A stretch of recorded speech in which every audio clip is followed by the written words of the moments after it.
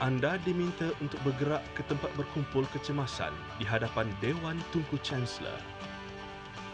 Tunggu arahan selanjutnya daripada pegawai keselamatan dan kaki tangan yang bertugas.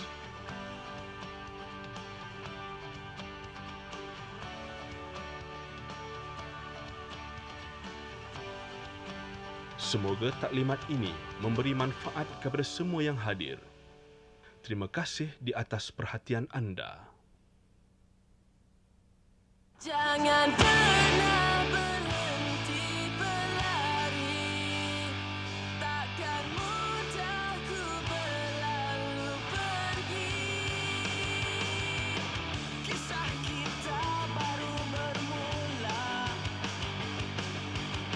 sama-sama kita perjuangkannya, bergandingan sesama kita. Lupakan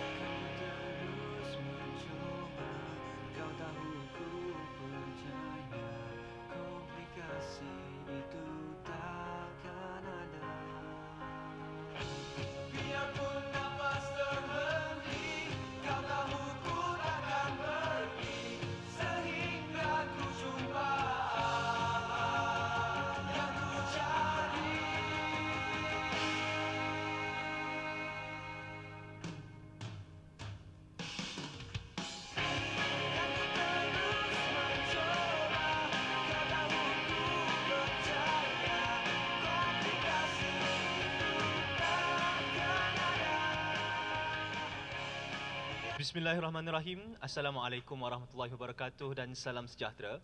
Dijemput para hadirin untuk mengambil tempat. Sebelum majlis bermula, para hadirin diminta untuk mematikan telefon bimbit atau memastikannya dalam mod senyap. Mohon kerjasama hadirin untuk mengurangkan pergerakan keluar masuk dewan ketika majlis sedang berlangsung. Hadirin juga diingatkan untuk berdiri apabila ketibaan tetamu kehormat diumumkan dan seterusnya untuk nyanyian lagu negaraku. Kerjasama anda amat dihargai. Terima kasih. Ladies and gentlemen, we would like to invite the audience to be seated as the ceremony will begin shortly. Before the event begins, kindly switch off your mobile phones or ensure that the devices are in silent mode.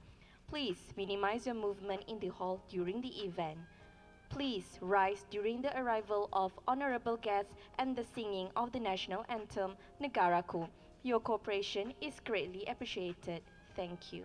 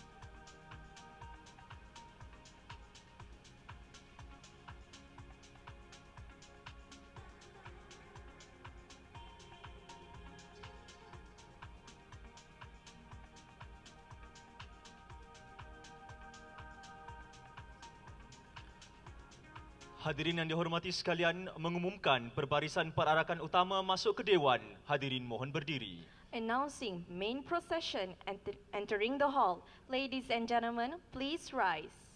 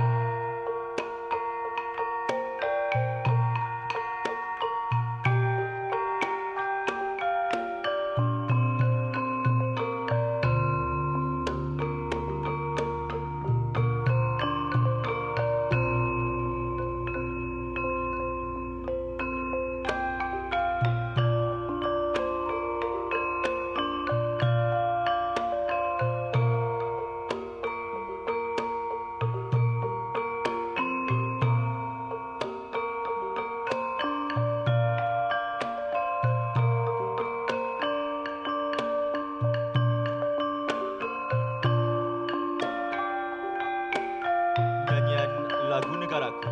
Hadirin mohon terus berdiri. Singing of the national anthem Negaraku. Ladies and gentlemen, please remain standing.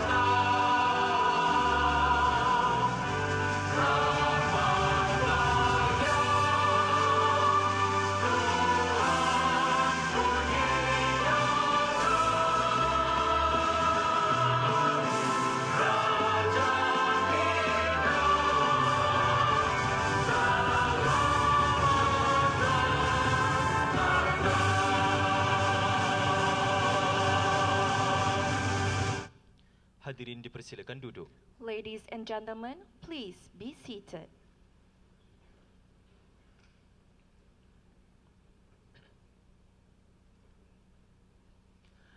Bismillahirrahmanirrahim. Assalamualaikum warahmatullahi wabarakatuh. Salam sejahtera dan salam varsity kesayanganku.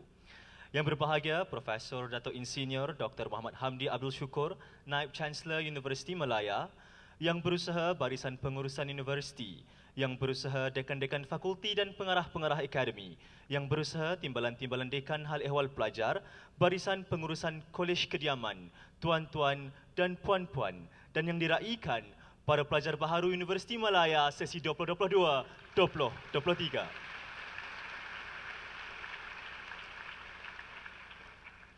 Bagi pihak majlis, selamat datang ke Majlis Perasmian Minggu Haluan Siswa Umwow Dan upacara lafaz aku janji pelajar baharu Universiti Malaya sesi 2022-2023. Ladies and gentlemen, on behalf of the University Malaya, I would like to extend our warmest welcome to all of you to the opening ceremony of the University Malaya Week of Welcome Umwow and New Student Pledge Recitation for session 2022-2023.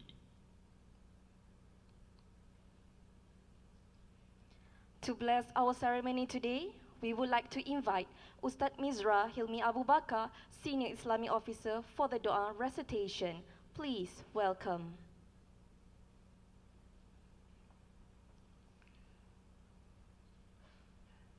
Assalamualaikum warahmatullahi wabarakatuh. A'udzu billahi samil alim minasyaitonir rajim. Bismillahirrahmanirrahim. Alhamdulillahilladzi ja'ala ad-dunya dara kasbin wa amal wa ja'ala al-akhirah dara thawabin wa iqamin wa amal. Allahumma salli ala sayyidina Muhammad wa ala alihi wa sahbihi ajma'in. Allahumma rabbus samawati wal ardh. Segala yang berlaku pada kami setiap hari, sebahagian besarnya adalah pilihan kami sendiri. Namun, tatkala yang dilalui itu natijahnya tidak sebagaimana yang kami rancang, Ya Allah, kami sering mengeluh, hampir saja menyalahkan takdir-Mu. Ya Allah, ampunkanlah keterlanjuran kami itu, Ya Allah. Sesungguhnya kami sering kali melakukan silap dan salah. Sering lalai dalam tindakan, sering pula salah dalam tanggapan. Allahumma ya dzal jalali wal ikram. Pada hari ini, para pelajar Universiti Malaya sesi 2022-2023 berhimpun atas amanah yang mereka pilih untuk menerimanya. Mereka pilih untuk meneruskan pengajian pada tahap yang lebih tinggi, Ya Allah. Ucapan tahniah yang diungkapkan rakan-rakan masih terngiang-ngiang di telinga, barangkali ia masih membuai mereka. Ya Allah, sedarkanlah mereka bahawa perjuangan mereka telah pun bermula, memikul tanggungjawab besar untuk meningkatkan nilai diri, bahkan turut menggalas harapan keluarga. Mereka perlu pastikan untuk menamatkan pengajian di universiti ini dengan jayanya. Ya Allah, tetapkanlah niat mereka, kuatkanlah tekad mereka dan kurniakanlah ketabahan pada mereka untuk melalui segala mihnah dan rintangan. Jauhkanlah mereka dari ujian-ujian yang tidak mampu mereka hadapi. Allahumma rabbal kainat wa qadiyal hajat. Setiap dari kami yang hadir pada majlis hari ini, Ya Allah, ada amanah yang kami pikul dan bersama itu ada pengorbanan yang perlu kami lakukan. Kami berazam untuk sedia berkorban masa dan tenaga demi menambah baik nilai dan kemajuan diri supaya dapat dilaksanakan apa yang telah kami rancang dan dicapai apa yang kami hajati. Semoga negara itu, Ya Allah, kami berupaya memenuhi segala tuntutan agama, menyumbang kepada kemajuan negara dan membahagiakan keluarga. Rabbana atina fid dunya hasanah wa fil akhirati hasanah wa qina adzabannar. Wa sallallahu ala sayyidina Muhammad wa ala alihi wa sahbihi ajma'in. Walhamdulillahi rabbil alamin. Taqabbalallahu minkum. Amin, amin, ya Rabbal Alamin. Majlis mengucapkan jutaan terima kasih kepada Ustaz Mizra Hilmi atas pimpinan bacaan doa sebentar tadi. Seterusnya, majlis dengan penuh takzim menjemput dan mempersilakan yang berbahagia Profesor Dato' Insinyur Dr. Muhammad Hamdi Abdul Syukur, Naib Chancellor Universiti Malaya untuk menyampaikan ucapan. Dengan segala hormatnya, dipersilakan. This ceremony welcomes yang berbahagia Profesor Dato' Insinyur Dr. Muhammad Hamdi Abdul Syukur, Vice Chancellor of Universiti Malaya, to deliver the speech and later officiate the ceremony. Please welcome.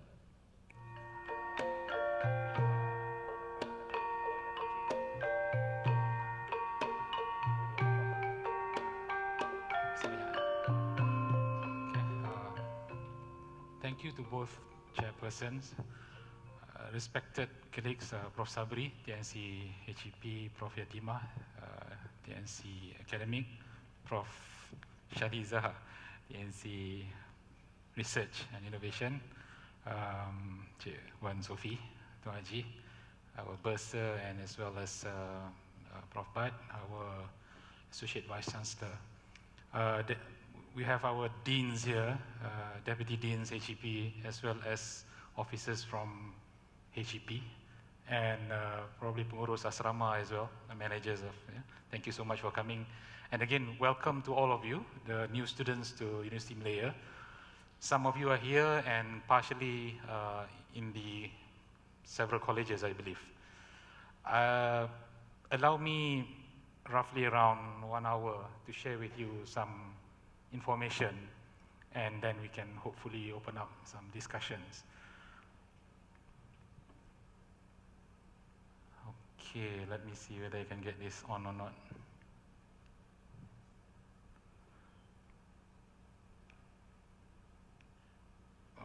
Okay, Mahdi, I think I need some help here. No, I can't use this one. Mahdi?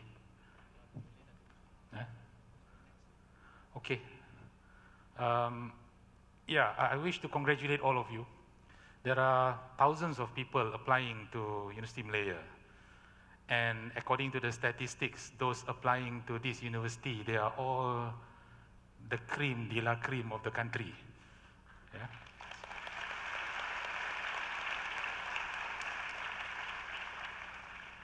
You probably have heard that so many times, but actually it is true that those being accepted to this university are the real chosen ones and probably the luckiest persons in this country, you know, because lots of those applicants that do not have the chance to enroll into University Malaya.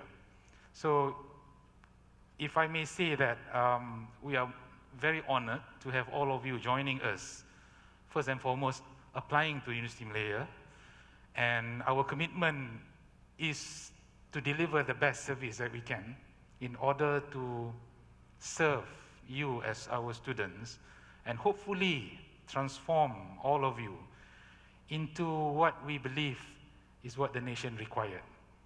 I'll proceed slowly from here, and from there on we can discuss more. But before that, before I proceed with the slides, can I see show of hands of those international students? If you don't mind just putting your hands up so that I can possibly see there is a couple back there. Yeah. And down here tak ada few, okay. So there are lots of you, your colleagues overseas are still struggling with the visa thing. And lucky you that you managed to solve the visa issues. There are a couple of hundred more still processing to come over and join us. So they miss the wow. But yeah, it's unfortunate that the process may take a bit of time. Can we see show of hands of those students coming from saluran 1, if you don't mind? Showing of hands from 1, saluran terbuka Universiti Malaya, can you? So you're quite dispersed everywhere. Okay. We're still also waiting for a few more to come and register. So it's fortunate for most of you who are here that you are able to come and join the WOW. I hope it is useful for all of you. So again, congratulations for obtaining a place in the university. And I hope you feel that you are blessed by getting a place in this university. Until today, I'm still receiving WhatsApp from parents, from politicians, asking us to take more students. And as you all know, even this hall can accommodate 2,500 students, and it's already full. Some has to be at the colleges, because we cannot accommodate so many. We have thousands now, and restricted by the physical limitation that we have. Probably I need to say it next.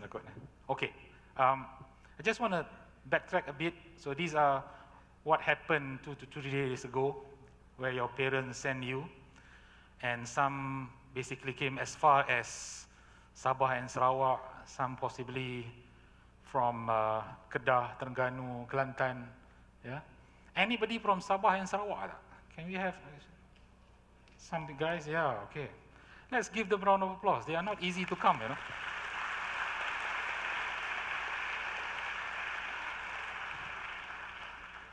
Dia kena naik belon. So far away. So these are some of the statistics. Keep on changing a little bit every now and then because the number continuously increase.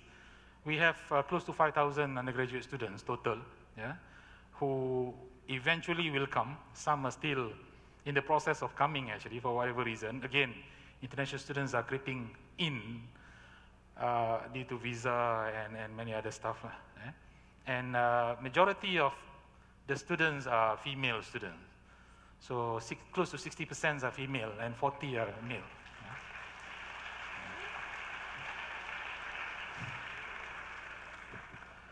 So you'll see that the guys are decreasing in number.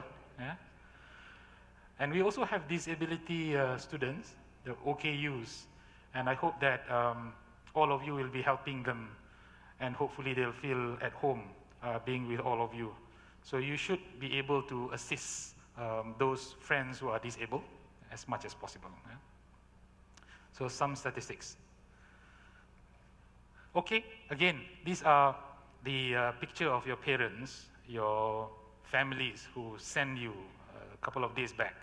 And they send you with the whole hope that the daughters and sons that come to Universiti Malaya will be good human beings once they graduated. Some of you come from, poor background, some from middle class background, probably some from well-to-do families. So there are a huge mixture of backgrounds. The demography is not the same. But when you are here in Universiti Malaya, we treat you the same. No matter what your father's occupations are, for example, for us, as long as you are students, you will be treated equally, you will be respected equally, and we also expect that you reciprocate the respect and as well as the spirit. And ladies and gentlemen, anak-anak, your parents have got lots of hope on you. Some are really depending on you. Any one of you here are the first in the family to enter university. Ada tak? If you can again show us, show of hands here. Congratulations again.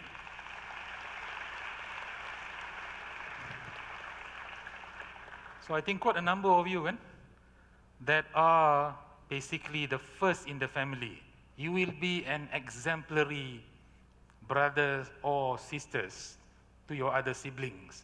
They will be looking at you and they will follow your footsteps. Some families are unable to send more than one to universities simply because they may not have enough financial support to do so. And some of your parents are struggling even to send you to Universiti Malaya. Ada tak? Some have got to really withdraw savings from the bank in order to ensure you are here, can study with with peace of mind and not having any difficulty financially.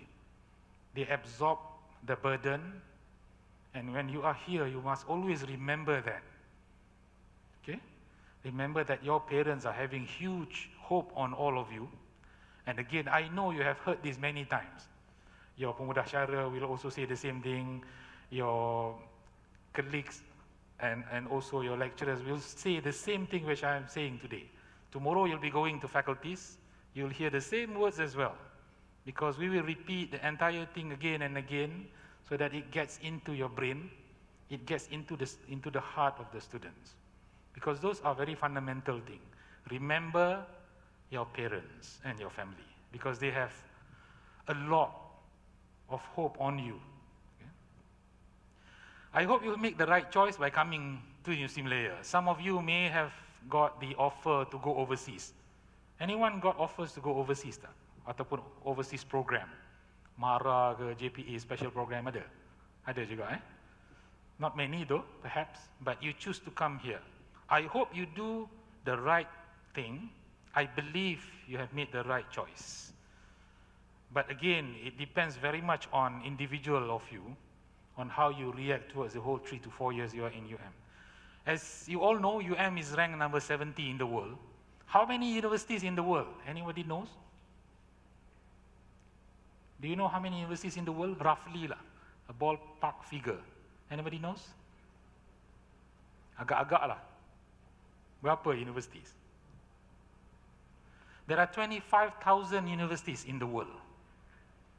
And being in the top 100, ranked at 70 is something which is not easy, kan?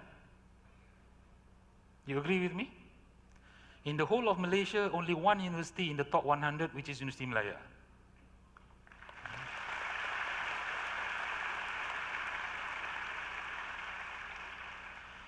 So we have lots of things to do in order to do the catch-up game.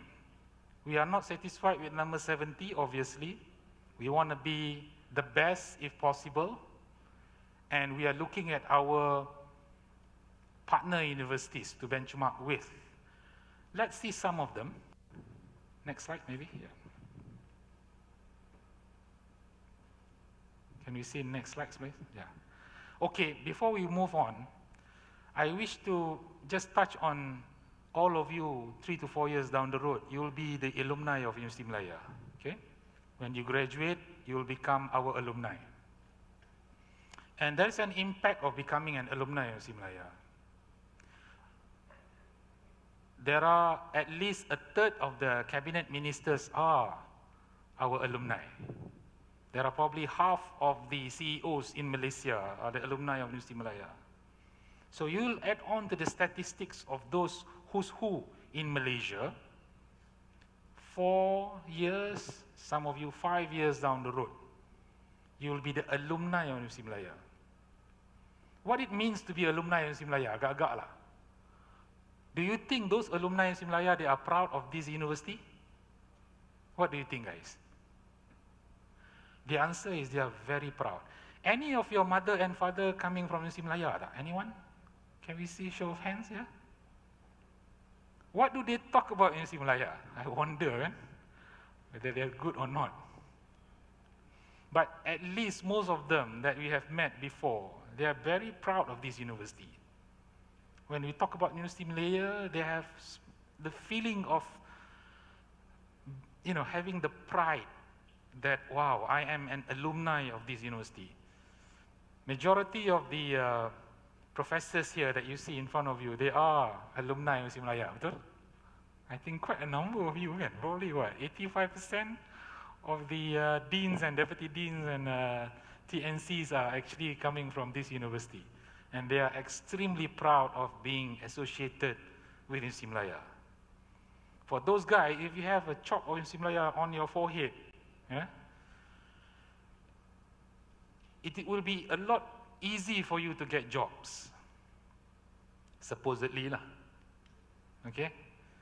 People will ask you, when you go for interview, they will ask you, where do you come from? Which university you graduated from? You say, I graduated from Universiti Malaya. They will not ask you second question, what is your CGPA? Supposedly lah. Kan? So it's very important. The name Universiti Malaya is very big. It's a brand. Hence, it is very important for all of you to take care of the brand. Later on, when you want to go and get a girl to be your wife, so, the father will ask, where did you graduate from? Kata Universiti Malaya. He said, okay, I accept you. Without much problem. Okay? That's the power of this university. So you must always remember, Universiti Malaya will change your future. Okay? And when you work, Universiti Malaya graduates are always being seen as the employees. They perform well, they're extremely intelligent, they are very, very talented people. They rise up in the hierarchy of the job very fast, becoming leaders in the organization. And when they have families, they are proud. They will tell their kids, look, daddy and mommy, we're all coming from Universiti Malaya. And your kids will be proud of you. They will tell their friend, hey, my mother and father from Universiti Malaya, So this is the power of this university. Percaya tak ni? Tak percaya, So, tuan-tuan dan puan, ladies and gentlemen, this is what I want to say. The impact of becoming an alumni. Besok mati pun, when you died, on your grave, oh ada UC Melayu punya logo.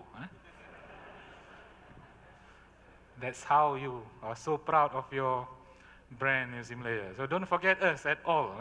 So this is trying to give you the snapshot of your life, hopefully in the future. What happened 4 years, 5 years down the road, as the alumni UC Melayu. Okay, let's get into the business. We have core values in UC Melayu, which we coined as POISE, P-O-I-S-E. Very quickly, what is POISE stands for? Have you heard of this POISE or not yet? Dah. Oh, okay, so we might not talk too much on this. POISE, the first one, very quickly, passion. It's not just for us, lecturers, to passionately share with the students the knowledge, but also the students have passion in the class. It's very important, this value. I hope somehow or other along the way, this passion, these core values can be embedded successfully into all of us. Second is oneness. We wish that all of us work as a group, as a team, rather than individual. We don't believe in silo mentality.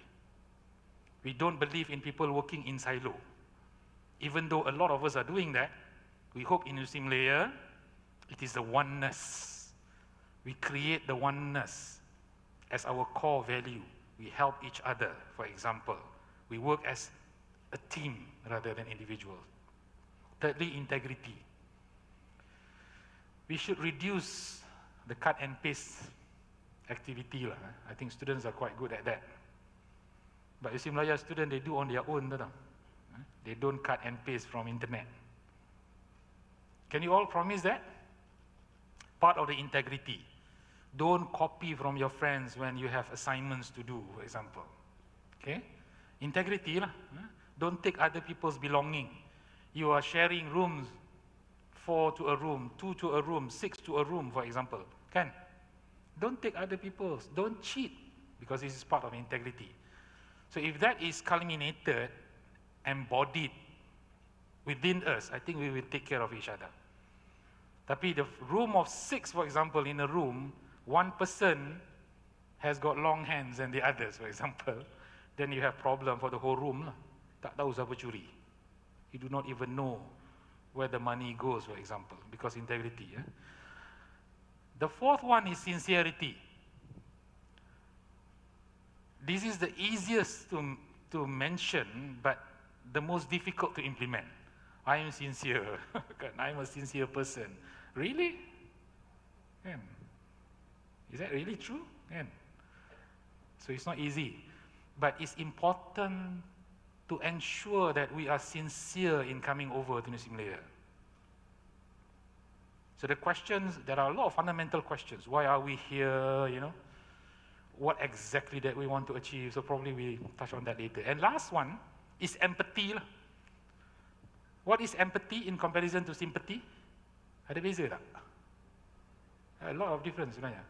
Sympathy is just listening and kesian. Empathy is feeling how others are feeling. A bit more difficult, a bit more deep, basically. Hence the OKU, for example, the difficulty that they face. You also feel the same. You are not into yourself alone. This is empathy. If we are living 4,000, 5,000 people in this university, in one cohort, empathy is very important. There are some of your friends who are coming from poor family, maybe. The empathy feeling must be there. Okay? There are persons in your class, for example, who might not understand the subject matter like you do. There must be empathy there. So this is not easy to inculminate, basically. It's difficult to embody this, but we will try our best for these core values. Okay. All right, okay. The vision of this university, I think this is very important for me to touch. Again, probably some of the speakers have already touched on that. The vision of this university, if I may step down, is to be a global university impacting the world.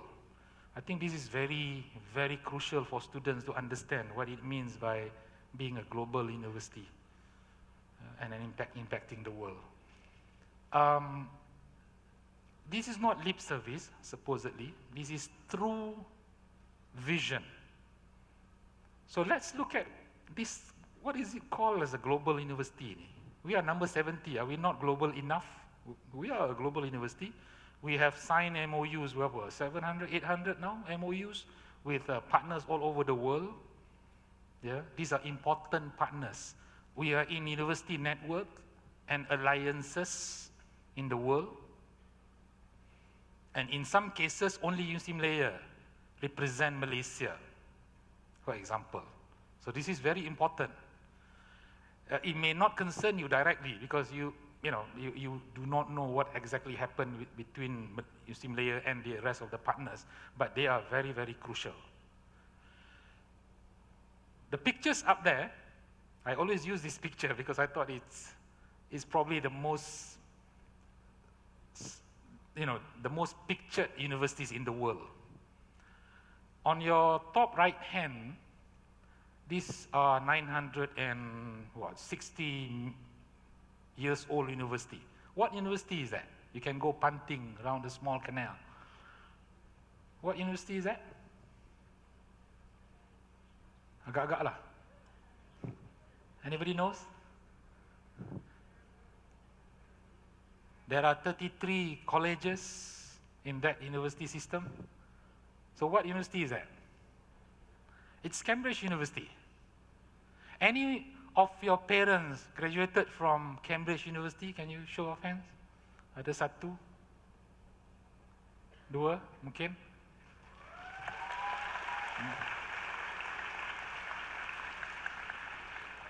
We want the spirit of Cambridge to be in USIM layer, even though we don't have punting, but we have kayaking. Similar lah kot. And then down there, on your right-hand side down there, if you go to that university, you will be facing a huge lawn with big S, bukan Superman, big S in the middle. What is that university? It's in San Francisco, Palo Alto area. Anybody knows what university that is? It's in the Silicon Valley. It's called Stanford University. Yeah? Anyone whose father or mother coming from Stanford University, boleh tak? Ada? Ada seorang? Not bad. Huh?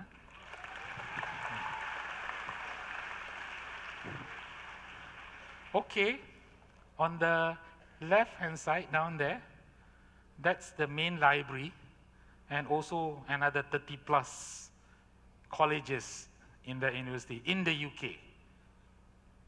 Not so far from Cambridge, not so far from London as well. So what university is that, guys? It's Oxford University. Again, anyone whose father graduated from Oxford University tak? Can I see show of hands? Ada? Tak ada? Okay. And the last one, what you see, the big river is Charles River. Across that bridge is a very famous university that alumni from that university contributed roughly around 5% of the American GDP. What university is that? It's very powerful engineering university, engineering and science university, engineering and science-based university. They also have business and so on. What university is that? Apa dia? MIT. MIT apa? Mara Institute of Technology. Bukan. That's in Boston. So what university is that? MIT lah, Massachusetts Institute of Technology. Okay? It's a very powerful university.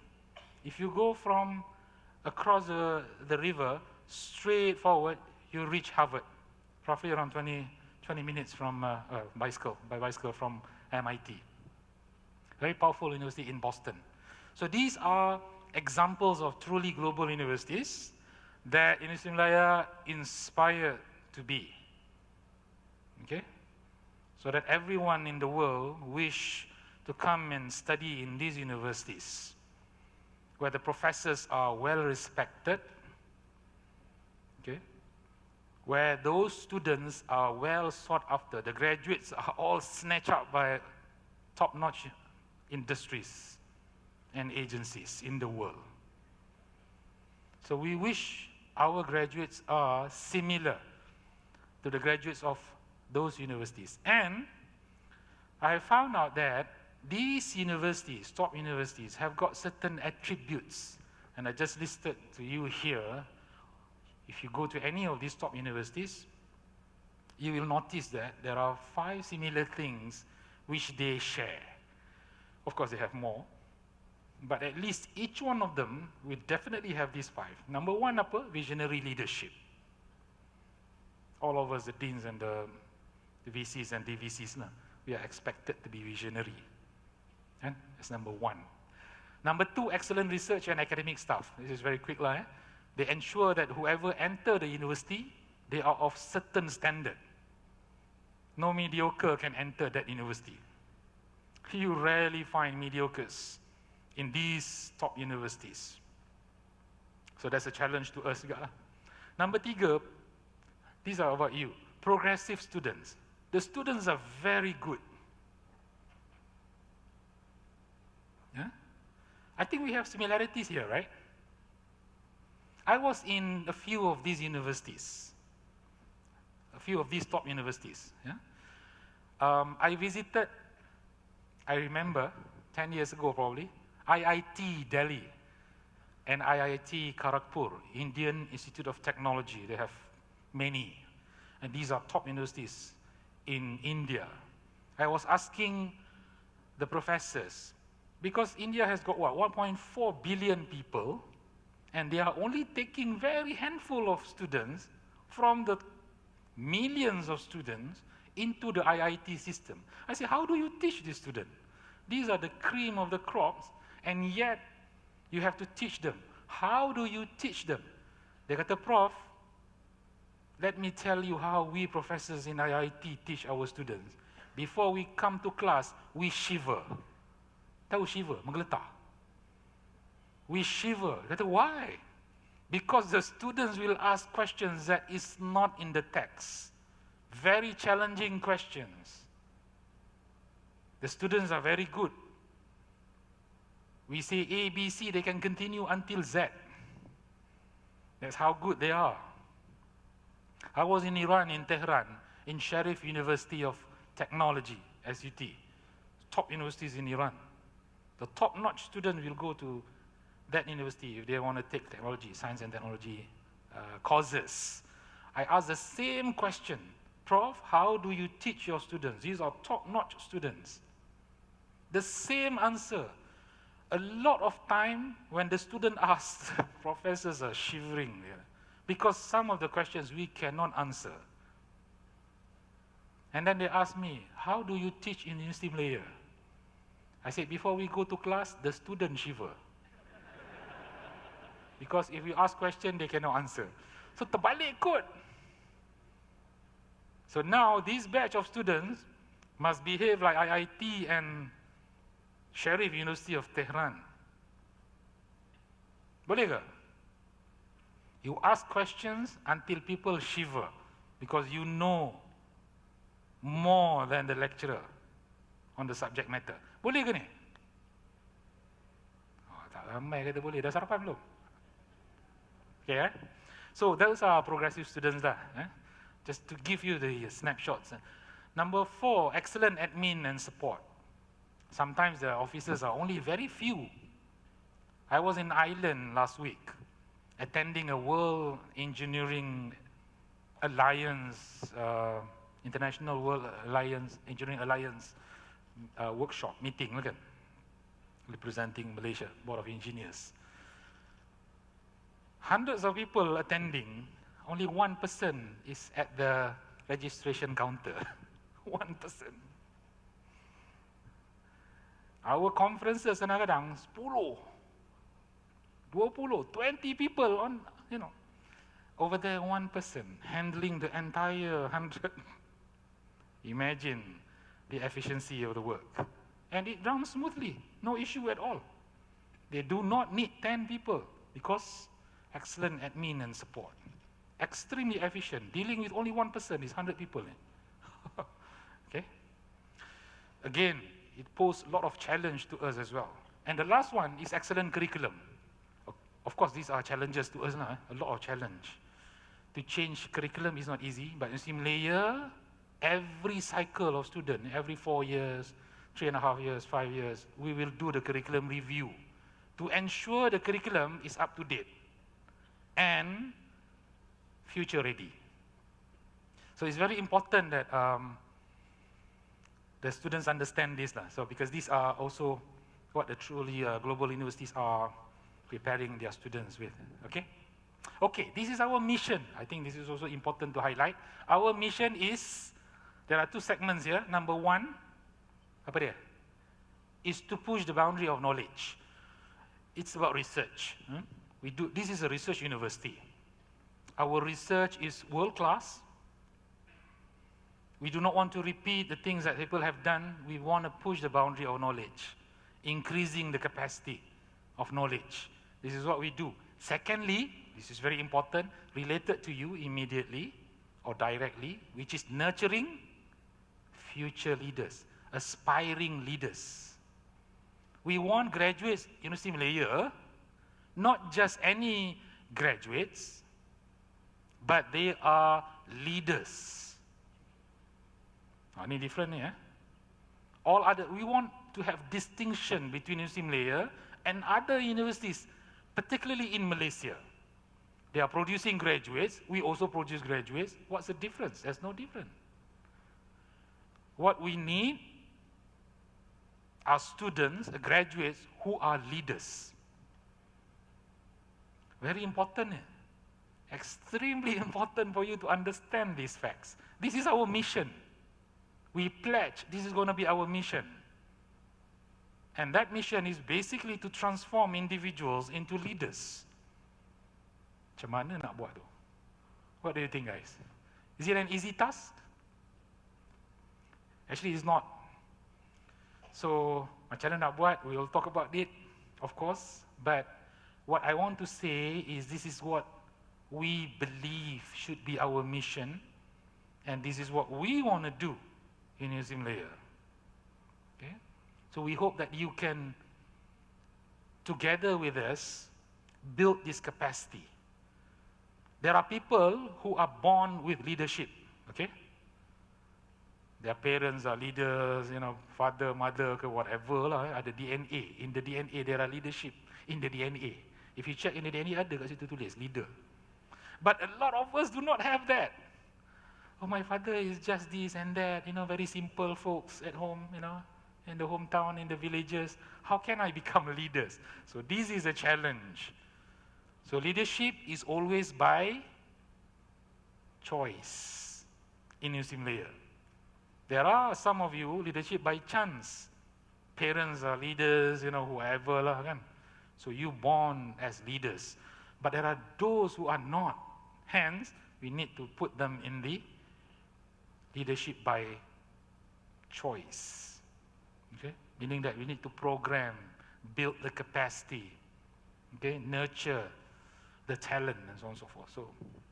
So this is what we should stress to all of you. A bit more. But, this is a very strong but. There's some harsh reality which I wish to share with you. Don't be surprised. With all that I have mentioned just now, the alumni begitulah begini, very respected alumni and so on. But in reality, some of our students, our graduates, have got some issues. What are those realities? Let's look at it one by one. Number 1, apa bendanya? There's a spider web. I don't know what else to show. The reality of some of our graduates. What are their realities? Reality number 1. Apa dia? Can you just press it? Lambat pula keluar. Siapa control? Can you? Yeah. Okay, let's look at number 1. Some of our graduates have got low soft skills. Soft skills ni apa, tuan-tuan? What are the soft skills? Anyone knows what are the soft skills? Apa dia soft skill? Kena tanya ni, kau tak tidur. What are the soft skill? So what are the soft skill? Name one. After this 2, 3, 4 lah soft skill. Nombor 1 senang. Communication skill. Soft skill lah. Number 2, dia susah sikit. Habis dah? Soft skill. Microsoft Word. Okey lah. Bunyi macam software skills kan. Itu software skill. Boleh lah kan. Number 3. Sudah. Soft skill. Apa dia? Leadership is also a soft skill, maybe. Just to help you. Number 4. Empathy. Empathy. Okay. Skill ke? Empathy. Kena tanya Professor. Number 5. Decision making skills. Making decisions. Not easy. Number 6. Lagi susah. Public speaking. Skill juga. Number 7. Lagi susah. Kalau dapat terror. Apa? Debate. Macam public speaking lah, debate kan. Number 8. Sampai nombor 10 semua surrender lah. Nombor 8. Number 8. Ada? Tak tahu dah? Self-confidence, negotiation skills. So these are soft skills. These are very important. How do you get that? How do you develop that? That's a question mark kan? Okay. Again, I'm just highlighting first, and then we see at least some solutions later on. Not resourceful. Aduh, not resourceful. They don't know anything else except for their area je. If he's taking accounting, accounting je lah. You ask about history ke, you ask about something else, they don't even know. Not resourceful. Even within the context of the course, they only know very little also. Not the depth. Tak resourceful, tak tahu. A lot of things tak tahu. Not interested. Kan? Football tak tahu. Kan? History tak tahu. Politics yang tahu banyak kan? Nak pilihan raya ni kan. Low salary. Do you know that your seniors, unfortunately your seniors, the recent 6 months punya tracer study, we trace how much they get for the first salary within 6 months after graduation. Do you know that 40% of your seniors are getting 2,000 ringgit and below? 40%. Yang main-main. Maybe because of COVID. Maybe. But this is a serious matter. Why is it serious? Because we thought the University Malaya graduate should not be getting 2,000 and below. These are supposed to be the cream de la cream. And what happened? Some of them are getting 1,500, might as well bring Grab in. Grab driver can get probably around 3,000 to 4,000 per month. Takkan University Malaya getting less than 2,000? But the reality is that 40%, betul 40%, 40% of the recent graduates are getting 2,000 and below. So this is a very dangerous thing that we need to look at and take the real action. Why are they not being preferred by the industries? Why? So that's soul searching punya proses kena tengok. These are University Malaysia graduates. Come on, for God's sake kan. You must be kidding me, getting 1,000 or 1,500. They are below poverty line. Okay, we move on. Low employability. Some courses has got low employability rate. For whatever reason lah. Dia tak isi tracer study ke, or they don't really get jobs ke. But we are not top in Malaysia. Why are we not the top in Malaysia? Why? We get the best students, and the graduates are not getting jobs within 6 months after graduation. Why? So this is an issue that every one of you must understand. Okay? Are they rich that they do not want to work for the first 6 months, they not enjoy? Ada ke? Betul ke? They want to go around the world first? I don't think that's the case kan? So less entrepreneurial. How many of our graduates basically are entrepreneurs? All of us wanting to find jobs. Entrepreneurs create jobs. There's a difference. We wish to see more entrepreneurs coming from our graduates of Universiti Malaya. Yeah? Not just selling from Shopee alone, but we want real, not just trading, we want entrepreneurs. Yeah? So these are, again, another issues. And we still have graduates. These are really harsh reality. Bad attitude. Very bad attitude, some of them. What? University failed to transform them, maybe? The causes have failed them? Or what has happened to them? Why these bad attitudes? Macam-macam lah. What are bad attitudes? Examples of bad attitudes. Nak kena tanya kat ni. Boleh? What are examples of bad attitudes? Lazy. Lazy. Number 2. Impatient. Oh ya. Cepat marah kan? Get angry very fast. Number 3.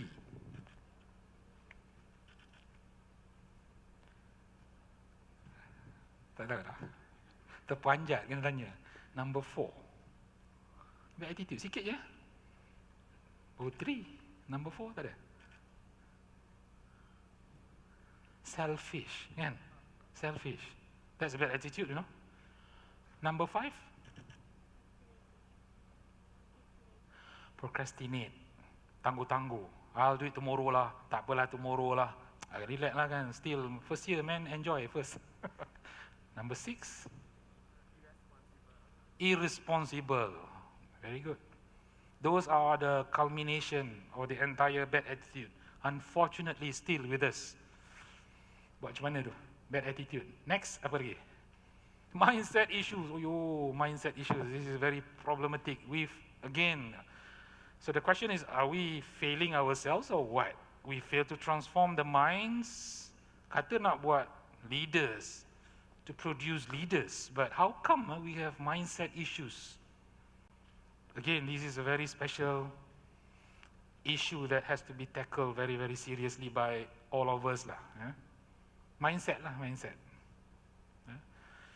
When they work to earn. We tell them, you work to learn, not to earn. Tak, 100 ringgit more, they jump ship to another company. Another 50 ringgit more, they jump to another company. They work to earn. We tell them initially, for the first 5 years, work to learn, not to earn. It doesn't sink because of mindset again. What else have we done? Okay, not discipline. Not discipline ni banyak. Class start at 8. At what time normally we arrive in our class? Discipline lah. Kan? What other discipline? Homework must be sent, must be submitted during the time. We don't submit during time, for example, kan? Discipline. Discipline is a very core, really core issues. Therefore, we have suksis, we have pelapis, basically addressing some of these discipline issues and stuff lah. So it's good for you. Of course, not many can join, but yeah, it's good to join. Yeah. Bad social skills. Apa tadi bad social skills? Cannot talk to people, do not know how to interact. This is very basic, supposedly, but we still have some of these in the graduates, which we are very sad, and we want to find the solution for this. Why is this happening? The social skills are not up to that level. Talking to the friends, okay lah. Talking to the employer, macam talk to the friend also, same. Messaging the employer with all this, short form LOL, ada LOL. You are talking to the managing director, LOL. Orang tu pun tak tahu. Cannot. Social skills. So used to that. Dia message to the VC also like that. Kita baca pun pening, apa ni? Okay? Okay, what else? Not a critical thinker lah. They don't think critically. Itu problem juga. just listen, okay, absorb what it is. We wish that they have a critical mind, but that is somehow not forthcoming. And less innovative lah. So these are all connected. If you think each one of these issues are very well connected to one another, not innovative, producing less entrepreneurial, not disciplined hands, low employability. So they are all very connected to one another. So these are some of the real issues, that has been identified, and I thought that it is good to share with all of you. Hopefully, at least you are aware at this very stage, at this early stage, and the second, third day in New Simlayer, you are aware, oh, wow, there's some issues in our seniors, which we should not emulate. How do we find solution? So, why ni ada banyak. Let's see what are the why ni. Kita tengok. Very quickly lah sebab masa. Okay, what are the main reasons? Yang pertama, like spoon feeding. Aduh, macam form 4, form 5, form 3 lagi. Spoon feeding. When the lecturers start changing the pedagogy, we do say, for example, problem-based learning, kan? Biasa dengar kan, problem-based learning. We give you project, okay, find the solution. Budak-budak suka ke tak? Some okay, a lot tak suka. Why don't you give us the notes? Why you ask us to find the notes from the internet? Kan? Because spoon feed, give us the notes. We want to give us this, give us that. So everything must be given. Susah juga. The teaching techniques have changed a lot. We are doing flipped classroom, for example. Not all, but some faculties are implementing that. Flipped classroom. Go and watch the video first. And then in the class, we do not need to go through it again. We do discussion, problem solving, we do forum, we do interactions, intellectual discourse. No, I just want to listen. And yet, we have that problem lah, lepas tu. And less ability tu. So, take life too easy lah. Relax bro. It's just first year kan. Take life very easily. Not serious at all. I don't know whether the family background ke or the lifestyle ke, but this is again one of the reasons. Not visionary lah. When people ask why are you in University Malaya, if there are hundreds of you, there will be 100 answers. Why are you in University Malaya? Shall we try? Pergi sini Pak lah You want to try? Why are you in University Malaya? You share with your friends. Why are you in UM? Boleh? Why do you get into UM lah? I mean, there's no right or wrong answer. We are just saying that, at least we want to hear some. You want to try, man? You want future? You want to future build graduate. Okay, future build environment ke? You want to build the future. Wow, you want to build the future. I think that's superb. You want to try, man? What's your vision? Say, 10 years down the road after this? How do you see yourself? Come again? Gain experience in okay, definitely you will have lots of experience. How about you, man? Why are you in Develop relationship, networking, okay. You have thousands here to network, yeah. How about you, ma'am? Is a prestigious university, that's a statement, right? Yeah, so why are you in Because you want to be associated with a prestigious university. Yes, and also develop a better future. You want to develop a better future for yourself, yeah. Okay. In short, why I ask, because a lot of time when we ask students, after a while, they say, I just want to get my degree lah. You know what I'm saying? They feel pressure of studying, maybe. So eventually they leave all the other visionary and say, I just want to get my degree lah, Prof. You know, ni pun dah macam ni. Okay? So sometimes it's not visionary pun problem. They do not see themselves 5 years down the road, 10 years down the road. They cannot even see themselves in that particular period of time. They just see, okay lah, after 4 years, I want to get my degree. After that, then I see lah. You have to see from the beginning what exactly that you want to be. Next.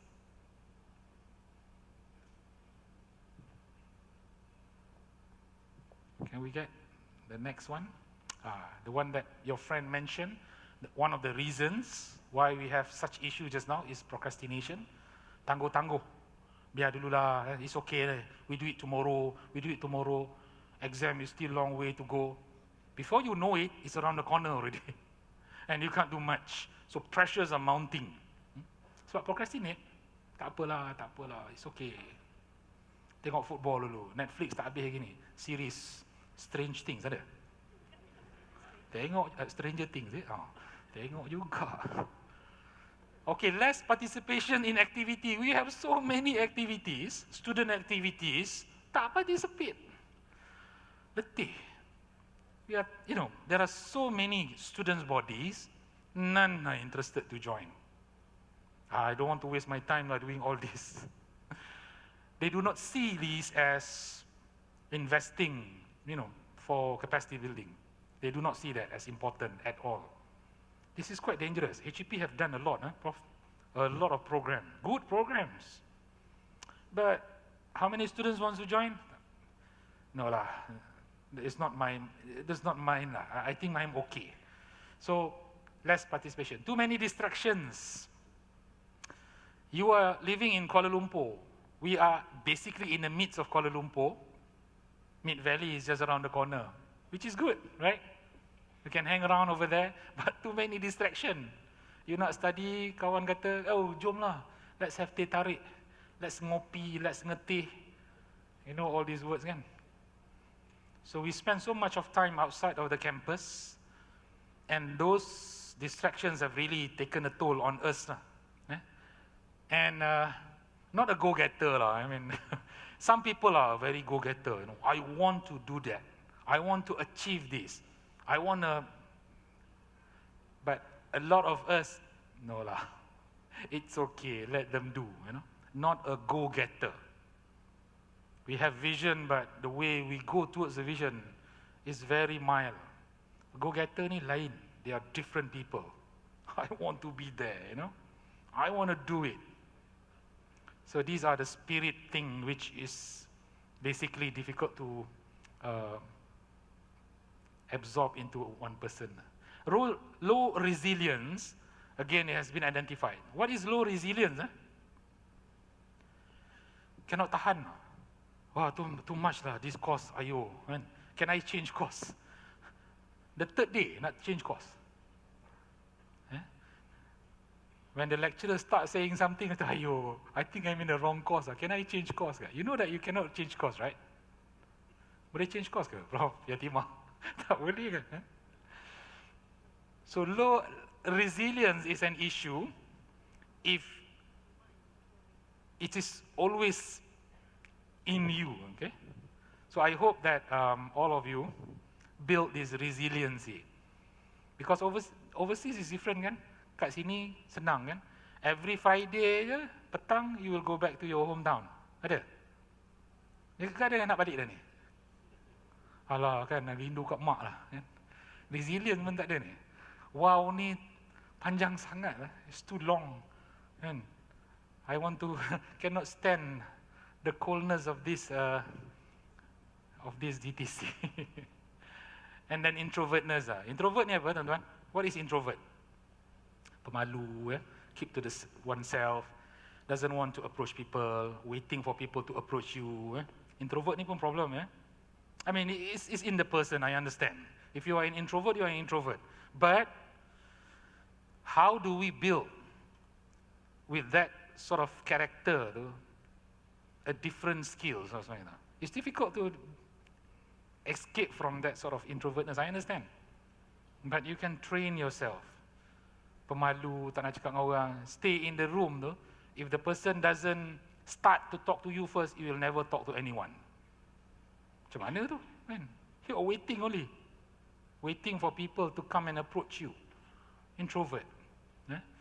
And lazy to think juga, satu hal juga. So these are the thing in the past, which I believe your batch or your cohort should not have lah. And wrong friends. This is probably one of the major things. They get the wrong friends. The friends who are not helping at all, but encouraging you to do not so good things. Again, we hope that in UC Malaya we do not have all these characters. How do you avoid that? Okay, now the avoidance, the solution. Let's see, very quickly. Nothing that I presented in the slides are new, I think. You have heard this from your Form 4 or Form 5, possibly. This is just an iteration within the different scale, which is, you see, at the university scale, which is bigger than what you have experienced before. Number one, let's work hard to be smart.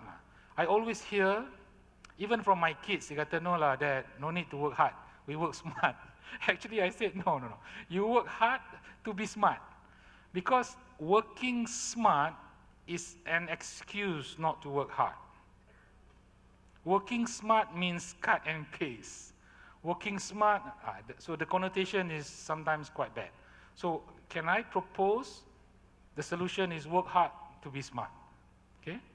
That's number one. Number two, push yourself.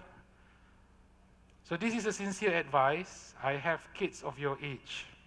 My daughter is 20 years of age. You guys berapa? 19 19 years of age kan? Ada yang 20? Siapa 20 yang katakan? Anyone 20 years old? Ada ramai juga. Okay. And 19? Probably 19 majority I believe. Yeah. That's what I guess. Ada 21 ke? Oh ada Oh diploma base. Oh okay. 22 ada 22. Ada juga 22. Then let's see 23. Ada 23. 23 pun ada juga. 24 ada. 24 tak ada. Oh, so 23 is oh ada seorang 24.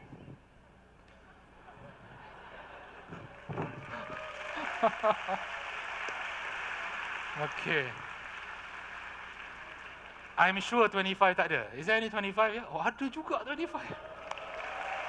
Okay. Ada 25. Okay. These are abang longs lah Abang longs and kak long. Okay, 26 tak ada lah kot. Ada 26. Ada 26. Okay. Mungkin 27 tak ada kot. Ya, ada 27. Ada juga 27. Okay. I don't know whether I should stop asking or not. 30 ada tak? 30.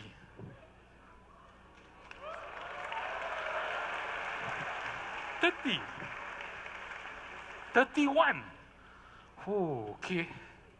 So the very senior one, welcome. Yeah? The spirit of wanting to learn, I think that's the point. Okay, anyway, so push yourself. Yeah, you have seniors and different age. I think most of you will be around the age bracket of 19 to 20 lah, majority. So set the goal from now. In case if you haven't, set the goal from now. When I was in my second year university, people were asking me, how do you see yourself in 10 years' time? Do you know what my answers are? Actually, I have only one answer. Can you take a guess? I was in my second year, mechanical engineering, and I said that I want to be a professor in mechanical engineering department in University Malaya, second year. Percaya tak?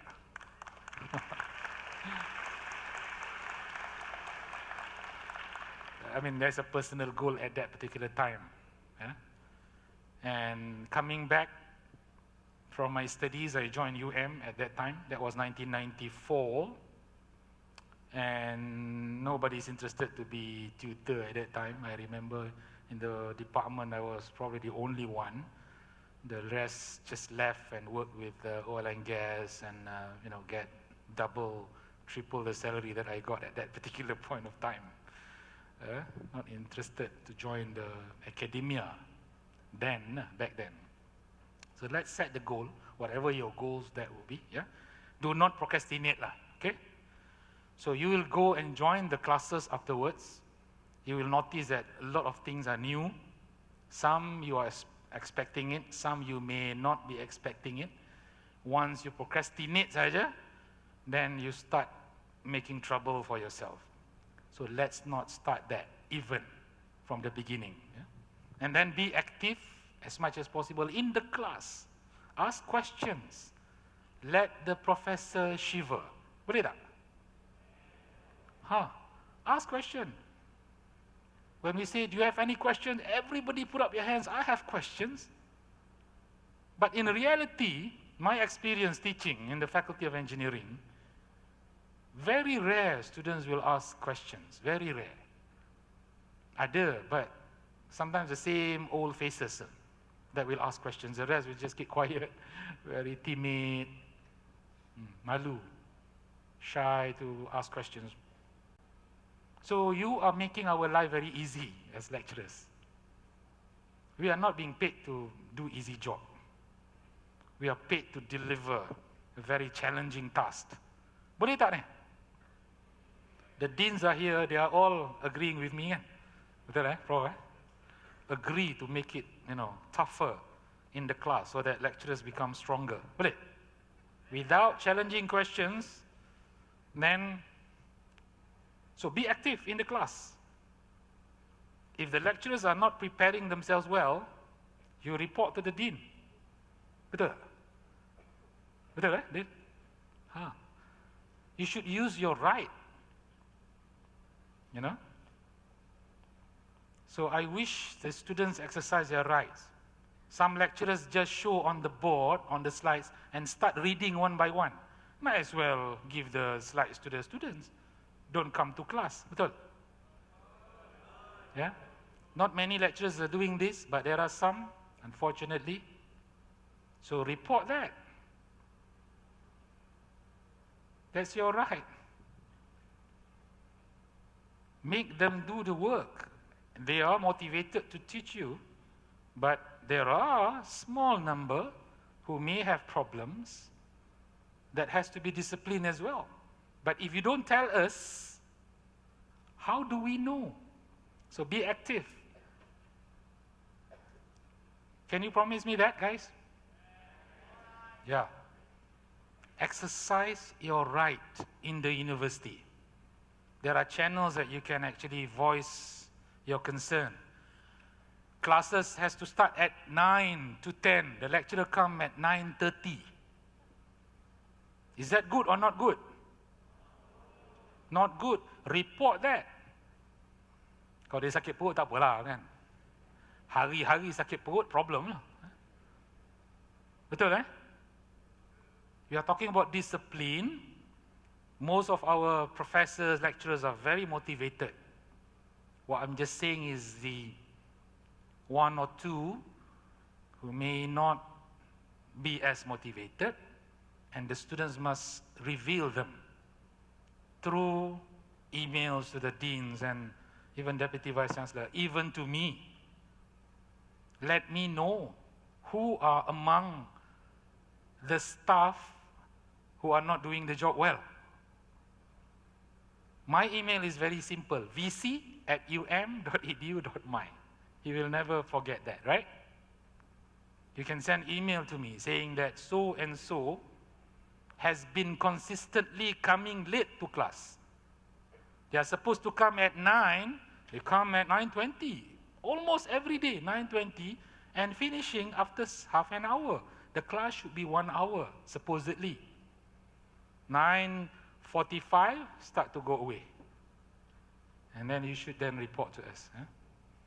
Is it okay? All right, good to do that. So focus in class is important. You don't understand the lecture, put up your hand. Sir, I do not understand these points. Don't keep quiet, guys. Okay? So these are fundamental. I'm not teaching Form 4, Form 5 here. I'm just saying that, I know this is happening, and I wish that we can change that in New Steam Layer.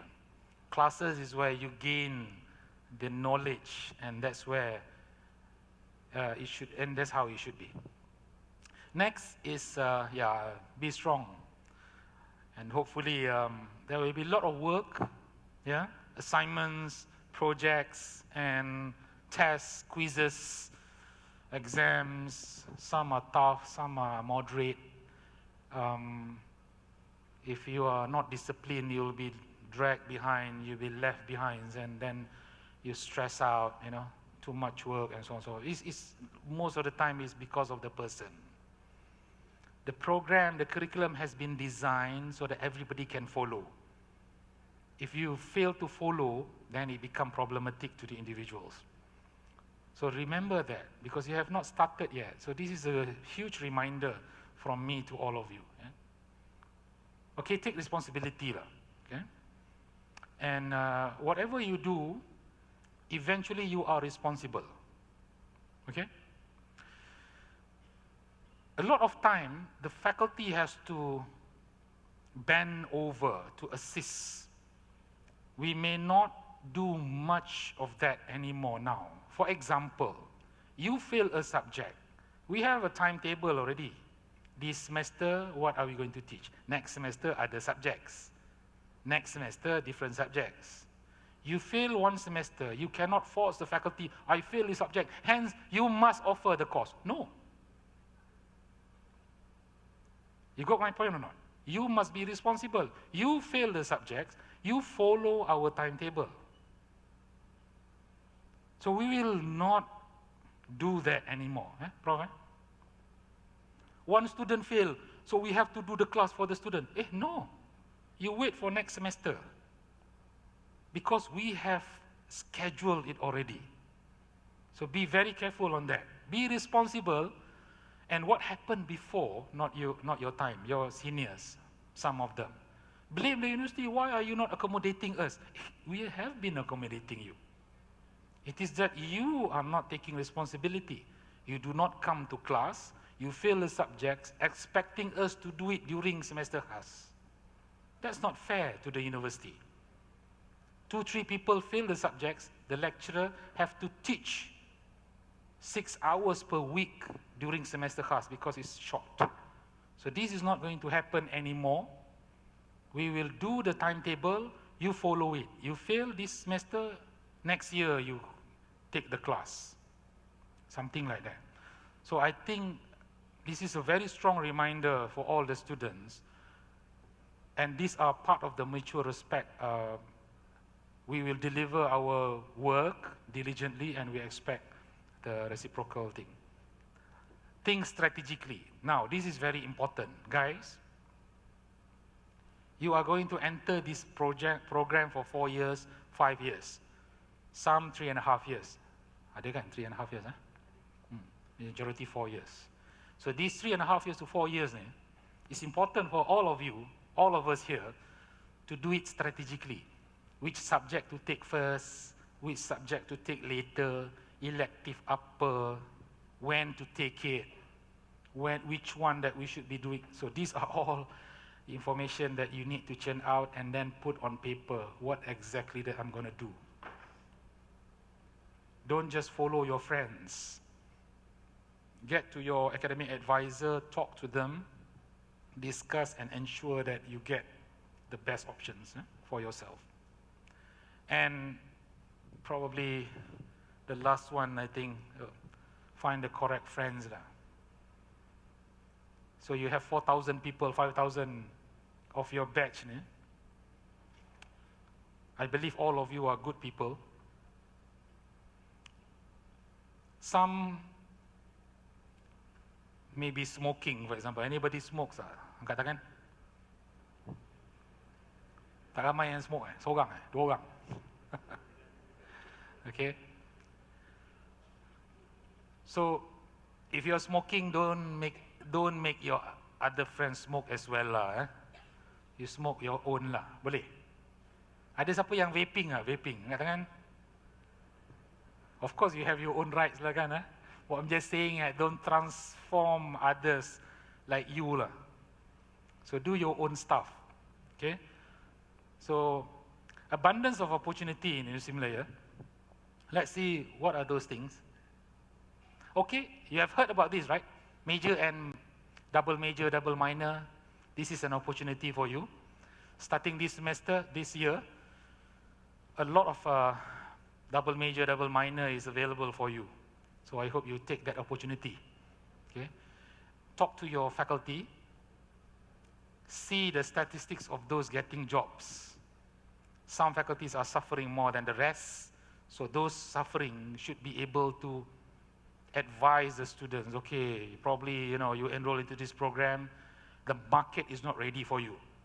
Not big market, for example, in Malaysia, for example. So probably you should be taking double major or something else so that you are kind of broad base rather than very focused. And then we have internship. Your, semua compulsory internship. Semua compulsory, third year. So it's compulsory for all of you to join internship, 2 months to 6 months, 2 to 6 months. There are your seniors, starting from first year lagi, they already done the internship. They have what, 2.5 months cuti, holiday nanti, summer holiday sort of. They use 1.5 months to 2 months to do internship elsewhere. Get the university to help them. Can I get internship in my first year, for example, Citra kan? Or the faculty can help you. So these are the go-getter people whom we talk about initially. There's nothing to stop you. You may not get the transcript. Dapat ke transcript? Tak dapat. First year tak ada. But ada juga. Okay. But it's a good thing. And not many students are doing that. So we hope to see more going into the internship program. We have a lot of visiting professors coming from abroad, coming from other universities. These are great professors. Interact with them. Get to know their university. What are the opportunities? You may want to continue masters and PhD later on, right? You may want. So knowing somebody there that has potential to be supervisors is a great opportunity. So use all the visiting professor, stroke adjunct professors, yeah? Some adjunct professors from industries. These are industrial people, industrial captains. They are incorporated into the university system through this visiting professorship or adjunct professorship. Use them wisely. Yeah? And hopefully the faculty can make sure that the professors can interact with the students, the first year students, so that you are open to what happened outside. So a lot of industrial people are being engaged as adjunct professor. They will be teaching some of your subjects, or they will be having talks. Hopefully you'll make use of that. Mobility program, this has been spoken, I believe. This is important. You have the chance to spend 1 semester to 1 year. Minimum 2 weeks. 2 weeks ni sekejap sangat. Tapi at least 2 weeks lah kan. Maximum 1 year. 1 year abroad with the member countries, member universities that are partners to us. Some with assistance, financial assistance, some without financial assistance. Okay? Go and find a sponsorship if there is no assistance. Anyone interested in going abroad to do mobility program? Can I see show of hands? Anybody interested? Tak ramai? 5% maybe? Okay. This is a good opportunity. Yeah? There are lots of sponsorship, okay, guys? Spend a semester abroad as much as possible. What else that we have? Okay, student body, again, another opportunity. We have, I don't know how many hundreds of student organization, Prof. Sabri, ada 300, roughly, 200 association, clubs and whatnot. And at least you choose one, Malen? At least you choose one. At least lah. So kalau ada 4,000 of you choose one, over 200, then at least one of these penama club ni ada 20 paling kurang, kan? Okay? Okay, sport facilities and extensive libraries, we have those. We are converting some of our libraries so that it become interactive spaces. Give us some time. Some are on the way, some will be done very soon. We have the COLA, the collaborative area. We'll build more of these, and also sports. We do hope that the students will not stay in the college in the afternoon, but will be on the ground doing something, you know, play football, volleyball, jogging and so on, kayaking and stuff. Yeah? Job fair, there are a lot of job fair. But unfortunately, sometimes not many students will attend. So first year, second year, maybe it's not relevant yet, but it's good to go and see what are the job fairs are offering. What do they expect from you? They may be mock interviews. They explain to you what industries are doing now. You'll find it very useful. Yeah? So do not ignore those things. Yeah? And industrial talk. We have done a lot, and our experience in some faculties, not, again, the students are shying away from industrial talks, which is worrying us. Okay? So I think those are some of the items. I wish to end my speech now with a story. I like this story anyway. I've told and shared this story with a lot of my friends. I did my PhD in Japan for 3.5 years. And this Zen master is a very popular story in Japan. It's a legend where the Zen master, the person who is very wise man, stay on a hilltop meditating. A lot of people are going to him to get advice. So what happened in this story is that this Zen master become very popular because he gives lots of good advice, solving problem. He's a problem solver. And below, there's a village, and near the mountain, and there are a few guys who were talking to each other. They say, we have never met the Zen master.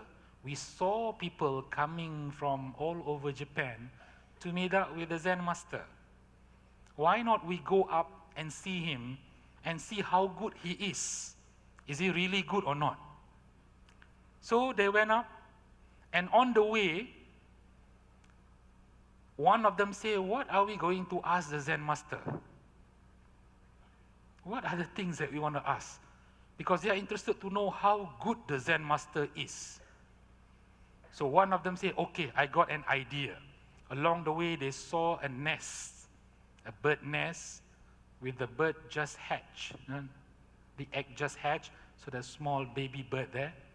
And he picked it up and said, okay, let's go and see the Zen master. They met the Zen master, an old man, long beard. And they say, Zen master, I heard good things about you. You are the wise man. And this is what he did.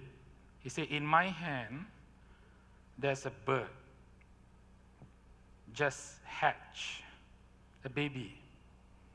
Can you tell me whether it is alive or dead? If you are the Zen master, what will be your answer? Do you get the story or not? If you are the Zen master, what will be your answer? O wise man. You want to try? What will be your answer? In my hand, that's a small baby bird. Is it alive or dead? Alive. You? Alive also. Wow. You? Alive. Alive also. Tak ada kata dead. Because the Zen master obviously have not seen the bird. It's in the hand because he's covering it. One thing the Zen master, since he is good, tell me whether it is still alive or is already dead. So what would be the Zen master's answer? Alive? Maybe alive? Who says that it will be alive? Angkat tangan. Tak wani Who says that it's dead? Who couldn't care less? You know what the answer is? The Zen master said, the answer is in your hands.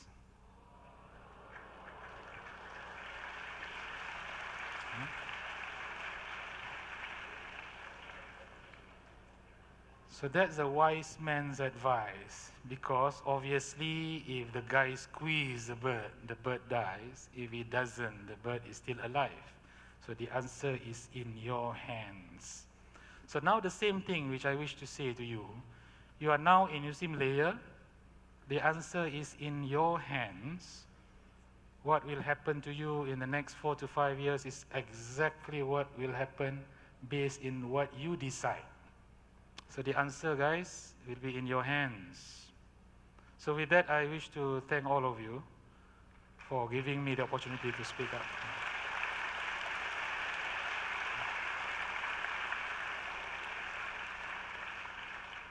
We have possibly 10 minutes in case if there is any questions that may shiver me. Anyone, views, questions? If I can't, then my colleagues will be able to help you. Any one of you, please?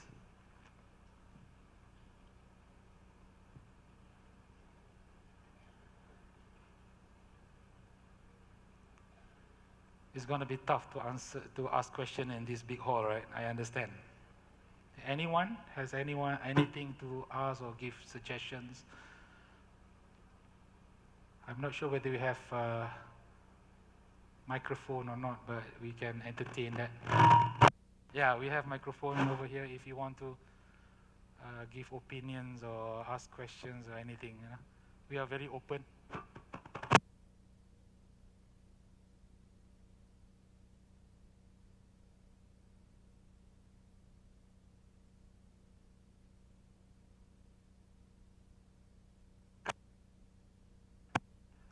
Okay, we have there.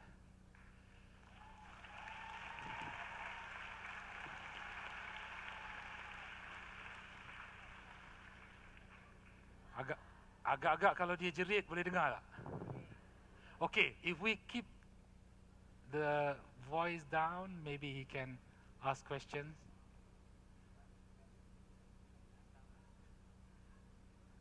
Tak boleh jerit eh? Ada. Okay, we are bringing special for you the microphone. Yeah. Just wait for 30 seconds. Yeah. Sekejap eh. We'll bring the microphone for you. Yalah, lupa pula ada kat atas.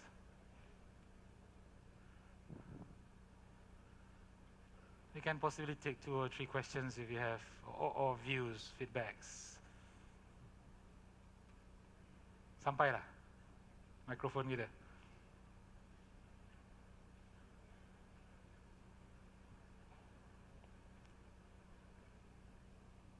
Kita tunggu sekejap lah.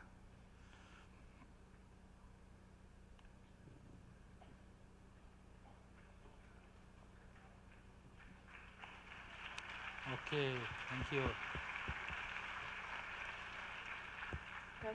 Ya, silakan. Ya. Okay, Assalamualaikum. My name is Marsha. I would like to ask, actually I have 2 questions. Okay.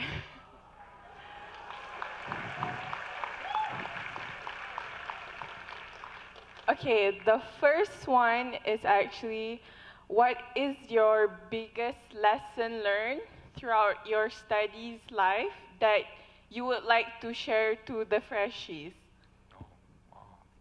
And the second one is, what is the most memorable moment that you will never forget throughout your study life? That's the question. Payah pula soalan.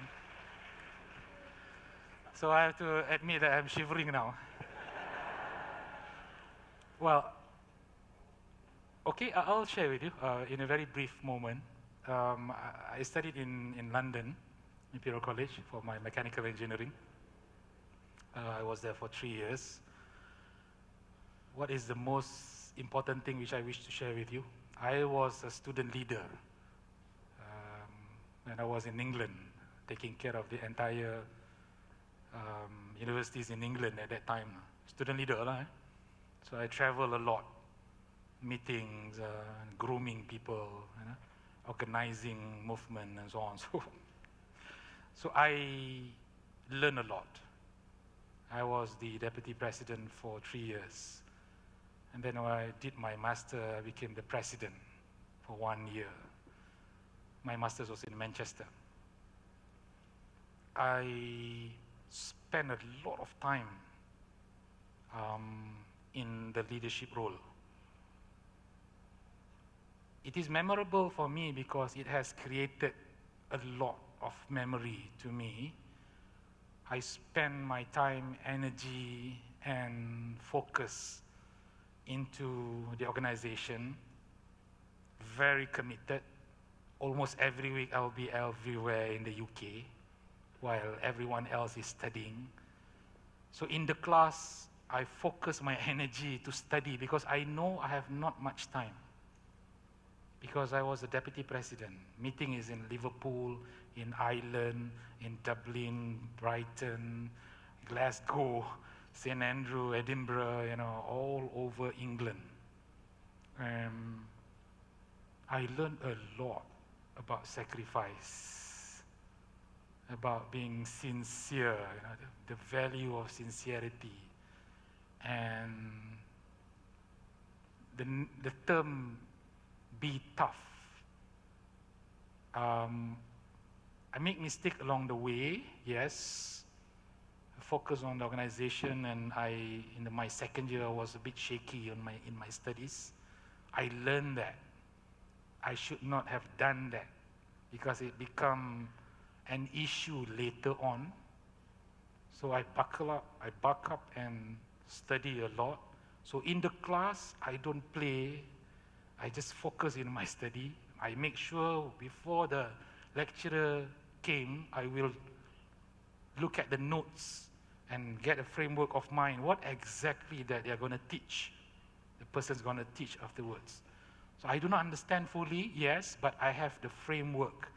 So when the professor is teaching, then I can just put in the frame very nicely. And it has helped me a lot. I will sit in front, in the classroom, around 120 in one cohort. It's auditorium. And the lecturers are, speaking very fast. Some in the British accent, some in the Cockney, some in the London accent. Very difficult to understand some of them. For me, being a person who come from Malaysia, I don't understand fully. So I have to sit in front and watch their mouth to understand. If I speak at the back, I cannot understand what the guy is saying. And a lot of terms that I don't understand. Last time I had Google Translate. Very tough. Alamak, apa tu, tak tahu. A lot of terms. So initially I was a bit behind because, I was trying to catch up the language.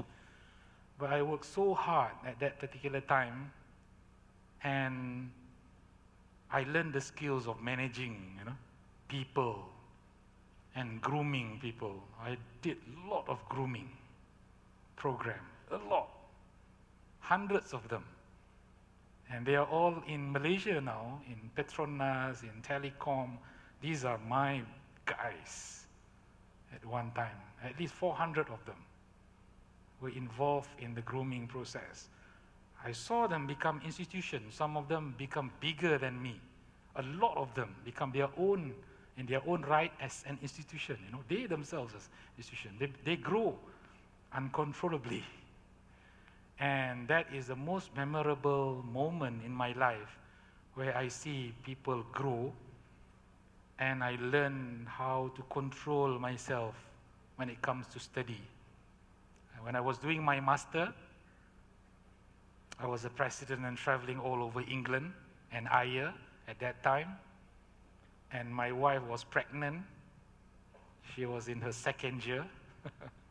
We got a baby at that time in Manchester. You imagine the difficulty. Menarik ke tak ni? Ke saya cakap seorang? So these are the memorable. I remember I was traveling and my wife was about to give birth. And I told my friend, hey, if anything happens, you make sure you bring my wife to hospital. 1 week before the delivery, I was traveling, and planning and so on and so forth. So lots of strategic planning, lots of organizational strategy and so on and so forth at that particular time. So yeah, I was in that mode, and that's really, I learned a lot from that experience, the good and the bad. I'm not saying that as the best. So those are the moments which I wish to share with you. I'm not sure whether it's useful or not, but it has really shaped me, I think. Really, really shaped me. And I treasure that experience a lot, which I hope when I put up the slides, it was done at 11 o'clock at night last night. So yeah, it's just a personal thing that has been put in with some data about the survey and so on and so forth. That's number one. Question number two apa tadi ya? Huh? Oh, memorable moment memorable moment wow, okay. What's a memorable moment? Maybe because I think the memorable moment is when I got my first kid. I was traveling a lot, everywhere, and masters in UMIS Manchester at that time, University of Manchester Institute of Science and Technology. Now they combine with Manchester University, become University of Manchester, a very big university. But UMIS at that particular time has got the highest failure rate. I remember in my class there are 19 master students, master by course. It's a very crash course for 1 year. And it was so hard because 6 months is just finishing the 10 courses and then research for the next 6 months. So that 10 courses, I was the president, traveling a lot, and then got baby some more. So my first kid was born there. My wife was suffering for 20 hours, 21 hours actually.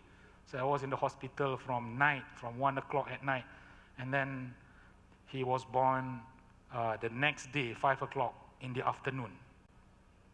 So I was really in the hospital for a really long time. And then tomorrow was my exam. Yeah, the memorable thing, I think, when I came back with a backache, I have a very bad backache because my wife was in contraction and I was giving my hand, so she was pulling me. After 1 hour, I got backache. Strain, muscle strain, sakit. Nak tidur, I have to put the pillow down there. I cannot sleep at night. So tomorrow was my exam. 2 papers. So in the morning, I met the professor. I said, probably I will fail this course because I couldn't study, and my wife gave birth and so on. So I'm asking for mercy. And then he said, well, try your best. I'm sure you can do it. I said, yeah, okay. And yeah, half of the class failed. Half of the class failed that subject because the highest failure rate was UMIS at that time in England. And those are guys from all over the world, And you know what? I got number 3 in the class. So that is the most memorable one. I think I'm very lucky. Not that I'm clever, no at all, not at all. But I remember in the class, I was so focused in the class. I will come early, at least 10 minutes earlier, open up the thing, and then ask question. Every time I don't understand, I will be the one who asks question. Sir, can you explain about it? Sir, can you? Very aggressive in the class because I know I don't have much time. And immediately after the class, I will make sure, alamak, I still couldn't understand. I will make appointment with the professor. Can I see you for 5 minutes? I still have issues with this. Very aggressive. I must understand in the class 100%, otherwise I don't have time to study when I go back. Itulah lebih kurang ceritanya. Jadi tuan dan puan, I know, not sure whether it's useful or not, but those are probably the thing which I wish to share with you. Okay ke tu? Okay lah Maybe last one, before we call off the day, yeah. We have one candidate here. Boleh kita ada, ataupun, okay, I can use this one, yeah.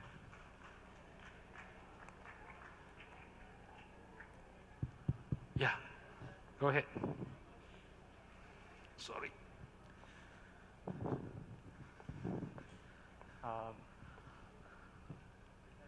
Hello? Yeah. Okay. Can hear you. Good morning, Prof.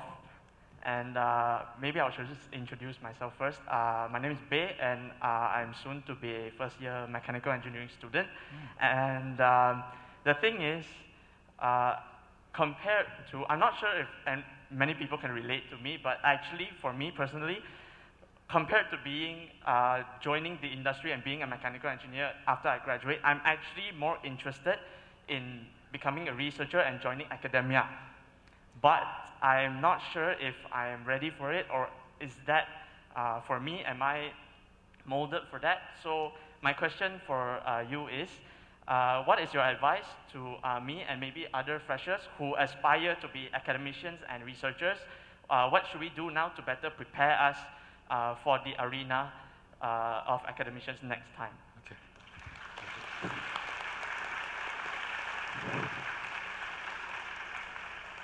Extremely good question. Thank you so much for the question. Well, any one of you who would like to be in academic world, apart from Bei just now? Anyone? Show of hands? Maybe a few of you. Yeah, probably 10, 20, maybe around. Okay, let me tell you. To be an academics, you must have eventually a PhD lah, now. Previously, dengan master, probably you can come in. But now, you must have a PhD. My advice is, if you want to be an academic, a professor later on with institution, or a researcher with any research institute, then, or with any company in R&D, again, researcher juga, not necessarily academia, try to go for postgraduate later on. There are lots of opportunity for postgraduates. If you are coming from University Malaya and you excel in your studies, in your first degree, opportunity to do masters or PhD abroad is huge. Even in University Malaya itself, we have lots of opportunity. Some are fully funded. The professors have got grants, yeah? Research funds that may be able to fund you, at least to do your projects. Or even the government have got special scholarship or loans for students to actually continue studies. And the main thing is that there are many opportunities abroad. With our partnership, we have 800 MOUs, Memorandum of Understanding that we have signed, and some of them are offering scholarships for our students, and sometimes no takers. Because our students are not really into masters or PhD, they want to go and get jobs. They can easily get jobs, some of them. So for those who are interested to pursue higher degree, there are huge opportunity for you. If you're coming from this university, the chances of you getting this scholarship from abroad is greater, because any other universities in the world will want somebody coming from the top university. You got my point? So this is a good opportunity. Hence, do well in the first degree. Do very well if possible, because the next opportunity that will come with you getting good results is aplenty. You got my point? So if you're really interested in research, and this country, our country Malaysia particularly, require a lot of researchers sebenarnya. We want people to do research to build this country. And if everybody starts going into the job market, then the research component will be a bit empty there. So there will be a vacancy of talent to actually bring forward the country. So yes, it is very important, not necessarily to become an academia, but also to uplift the entire country. The nation require that. Secondly, why is important? Because there are so many universities in Malaysia now that everyone has got a bachelor degree. So some institutions, some industries have started to look for master degree at least for the employment, because everyone is equal in their eyes. So they want something which is slightly higher, hence they are looking for masters or possibly PhD for R&D section. So yeah, there will be lots of opportunity as question just now, and hopefully some of you will take it up. Set your target. Oh, I want to be a PhD holder, for example. If you finish with the first degree, first class, you can straight away go to PhD. It's a fast track thing. You got first class, 3.7 and above. You can straight away, in USI Melayu lah particularly, jump into the PhD program without going to the master degree first. So you finish off another 3 years, you get a PhD. So you'll be one of the youngest PhD holder in the country if you can do it. Is that all right? Okay. So the country require good people to be in the university. The excellent one should come and work with the university so that university can actually build capacity because it comes from the top-notch individuals. We do not want it to come from the second layer, third layer. It should come from the first layer. The first-class student should then come and join the academia and build the capacity for our nation. Yeah? Is that all right? Okay, I need to make a move. Maybe one last question very quickly because I'll try to answer within one question boleh lah Yeah. Because I have another appointment at 11. Yeah, sila. Huh? Maybe one question sajalah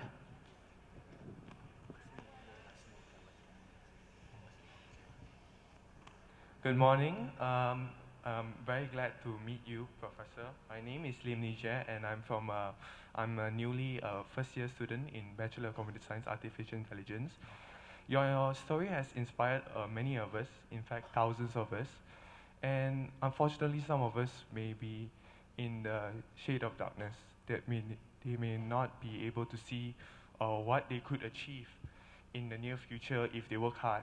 So from time to time, I always think I question myself whether I should be taking things in steps or should I always have an end goal, because I sometimes see things considerably in a narrow path.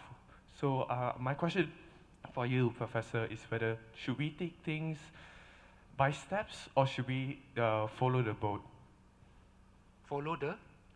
Follow the ship, as if wherever it takes us, we follow. Oh, okay. Well, that's a very good philosophical question, actually, deep question.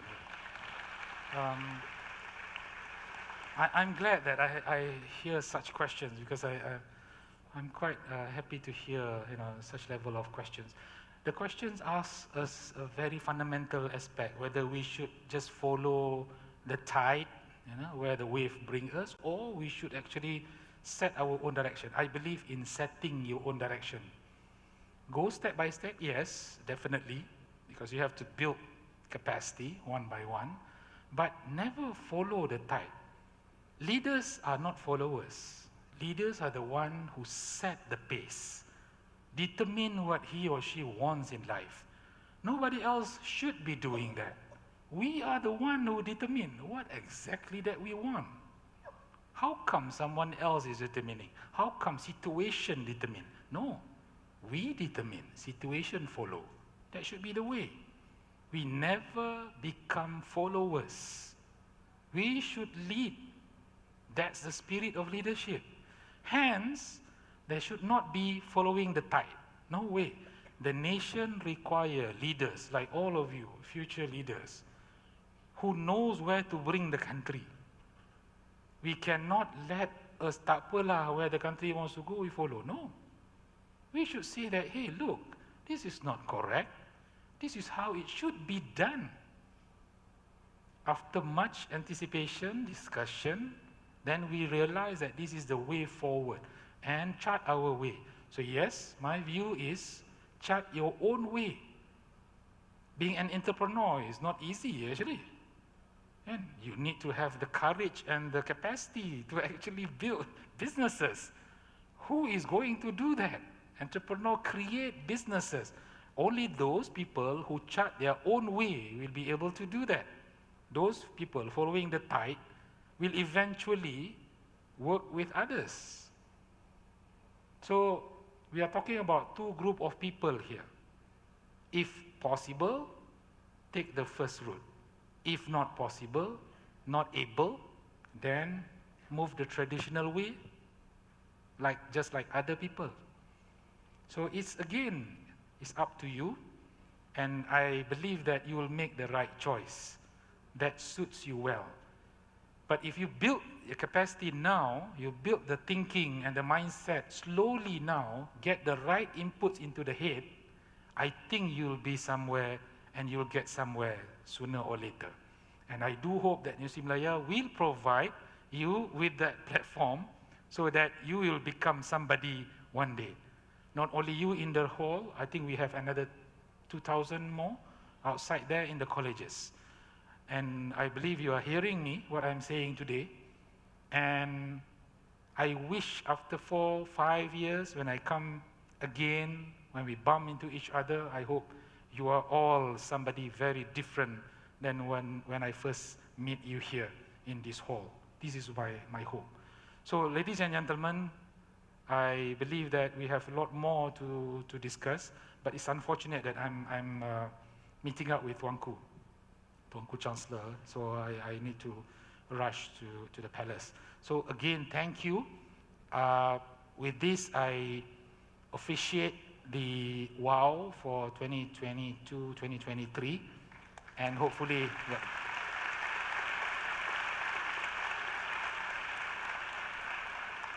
And I declare the Umwow officially open. So thank you so much, and apologize for all the shortcomings. Assalamualaikum and very good morning. Thank you.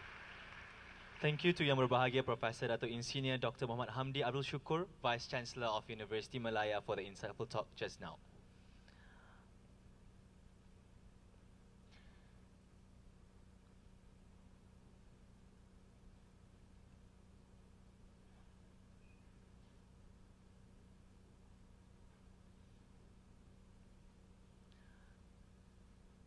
Hadirin sekalian, marilah sama-sama kita saksikan video tayangan ucapan oleh Yang Berhormat Datuk Seri Dr. Noraini Ahmad, Menteri Pengajian Tinggi, kepada semua mahasiswa-mahasiswi baharu Universiti Malaya sesi 2022-2023. Ladies and gentlemen, let us together watch a video by Yang Berhormat Datuk Seri Dr. Noraini Ahmad, Minister Higher Education, specially made for the students of Universiti Malaya session 2022-2023.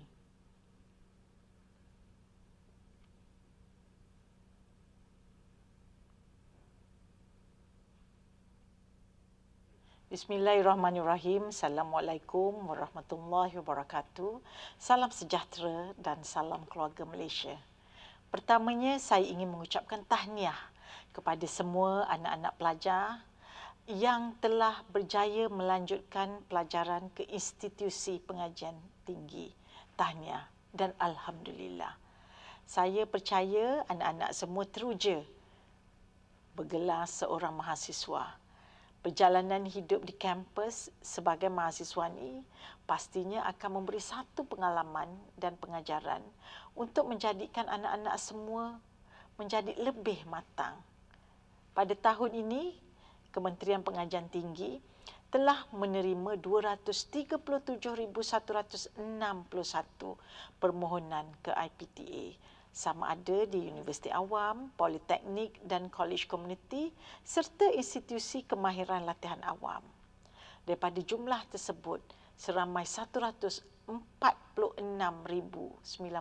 orang telah berjaya ditawarkan tempat ke IPTA dan ILKA.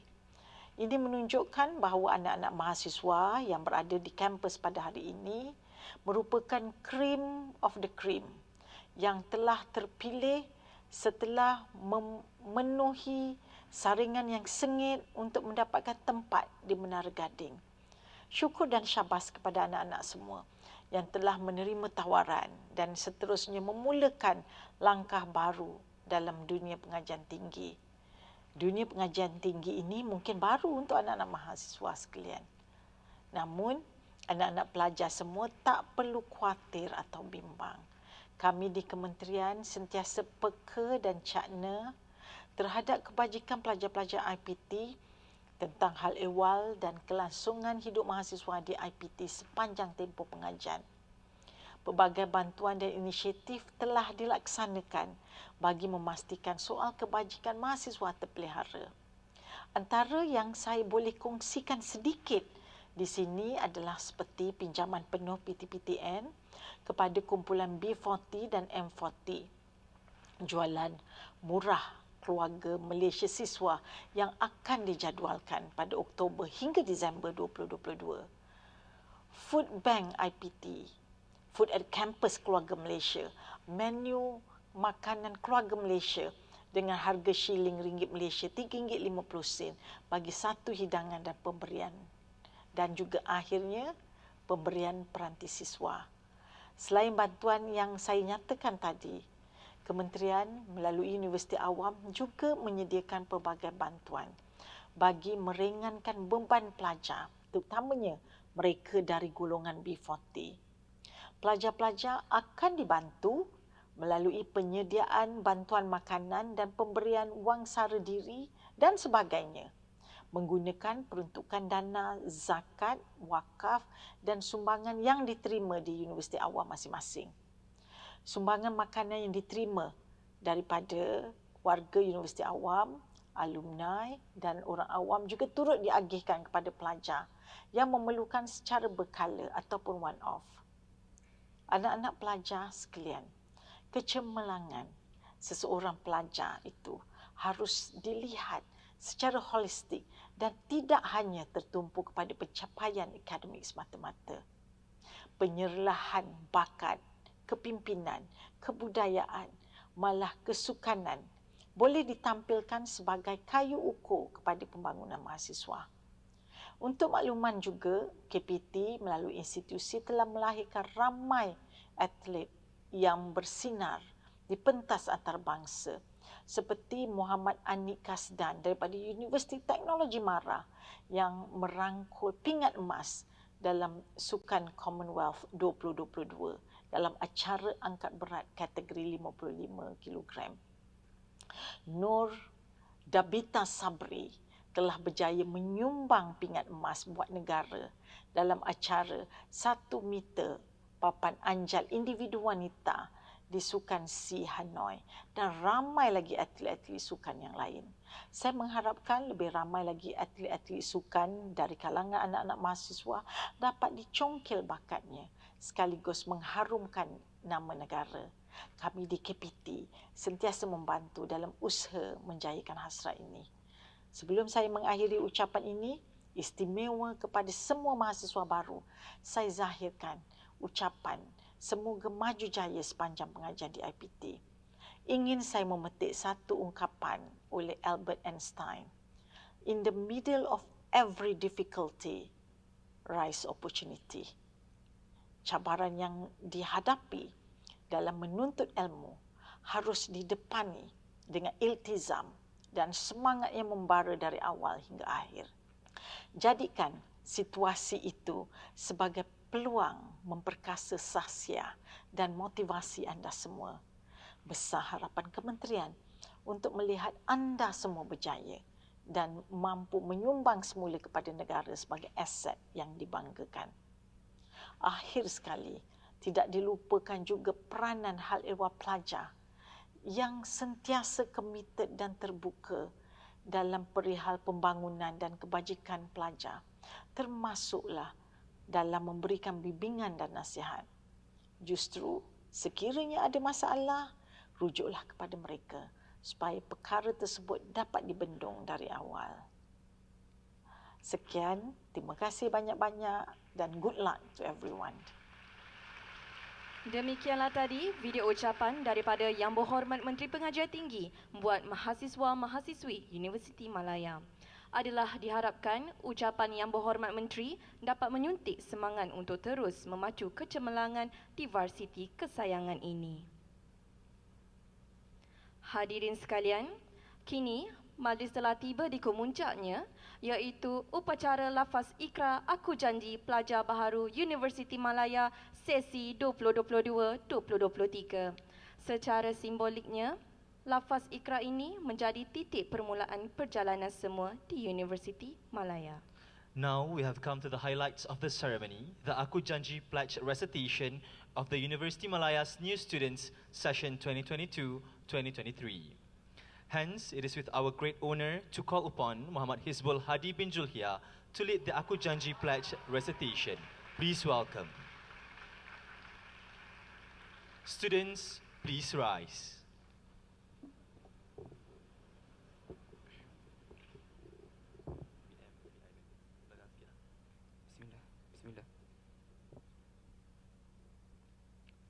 Up.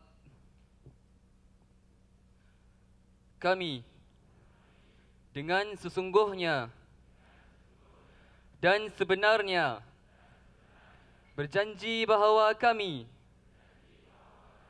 akan sentiasa berusaha sedaya upaya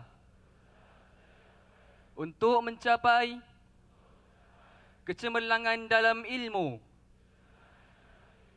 dan akan sentiasa mempertingkatkan budi pekerti yang mulia.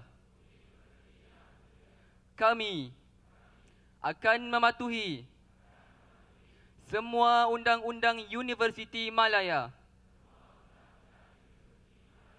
termasuk perlembagaan universiti, statut, kaedah-kaedah, peraturan-peraturan dan apa-apa arahan yang terpakai kepada pelajar-pelajar universiti yang dibuat dari semasa ke semasa sepanjang kami menjadi seorang pelajar universiti. Maka dengan ini kami berjanji bahawa kami akan antara lainnya, pertama, mematuhi semua peruntukan berkenaan dengan pelajar sebagaimana yang dinyatakan dalam Akta Universiti dan Kolej Universiti 1971.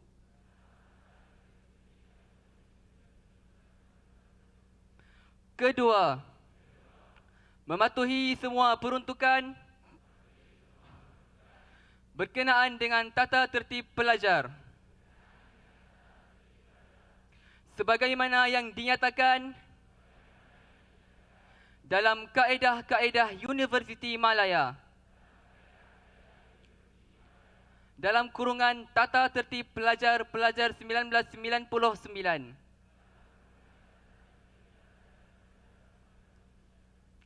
Ketiga, mematuhi semua peruntukan berkenaan dengan tata kelakuan berkenaan penglibatan dalam aktiviti politik sebagaimana yang dinyatakan dalam Kod Tata Kelakuan Aktiviti Politik di dalam kampus Universiti Malaya. Keempat, tidak akan menyebarkan atau membantu dalam menyebarkan secara langsung atau tidak langsung kepercayaan, idea, isme atau ideologi yang bertentangan dengan visi dan misi universiti. Kelima, menggalakkan semangat perpaduan dan mencegah polarisasi kaum, konflik, kebencian, atau fitnah antara pelajar dan antara warga universiti yang terbit daripada perbezaan kepercayaan dalam parti politik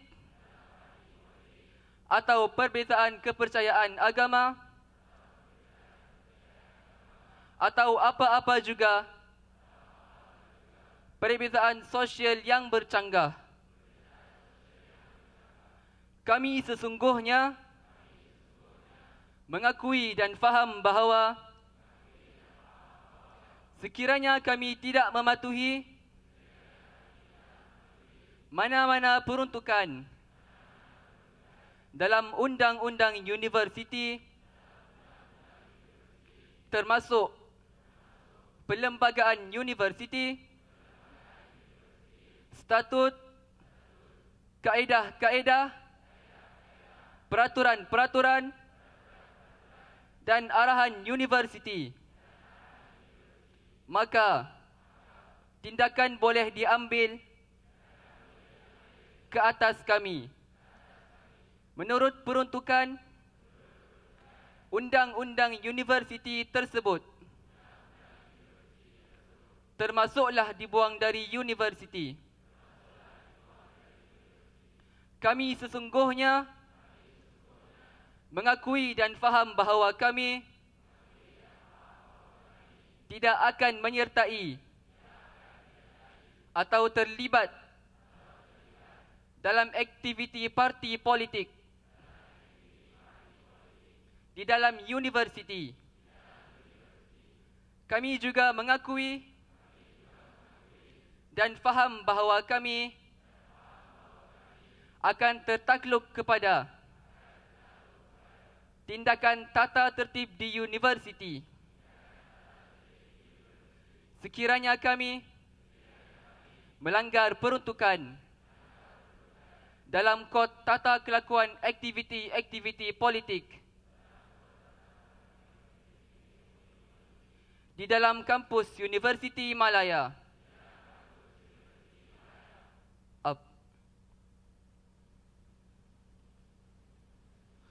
Para pelajar dipersilakan duduk.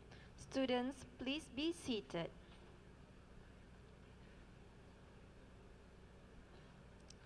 Tuan-tuan dan puan-puan, demikianlah tadi lafaz Aku Janji oleh para pelajar baharu Universiti Malaya sesi 2022-2023 sebagai simbolik kepada komitmen terhadap universiti ini. Ladies and gentlemen, we have just witnessed the Aku Janji Pledge recitation of Universiti Malaya's new students session 2022-2023.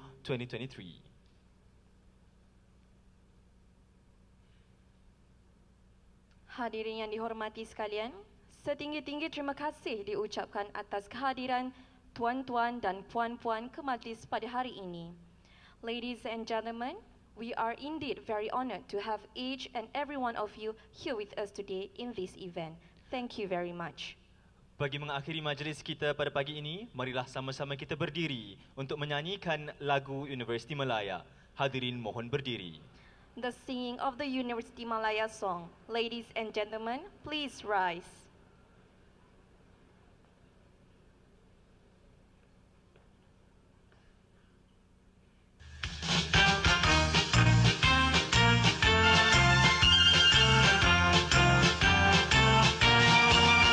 Universiti Malaya, kebanggaan kita semua, bertambah para ilmuwan di pelbagai lapangan. Kami bertekad di hati mencapai cita murni, tradisi kecemerlangan menepati wawasan.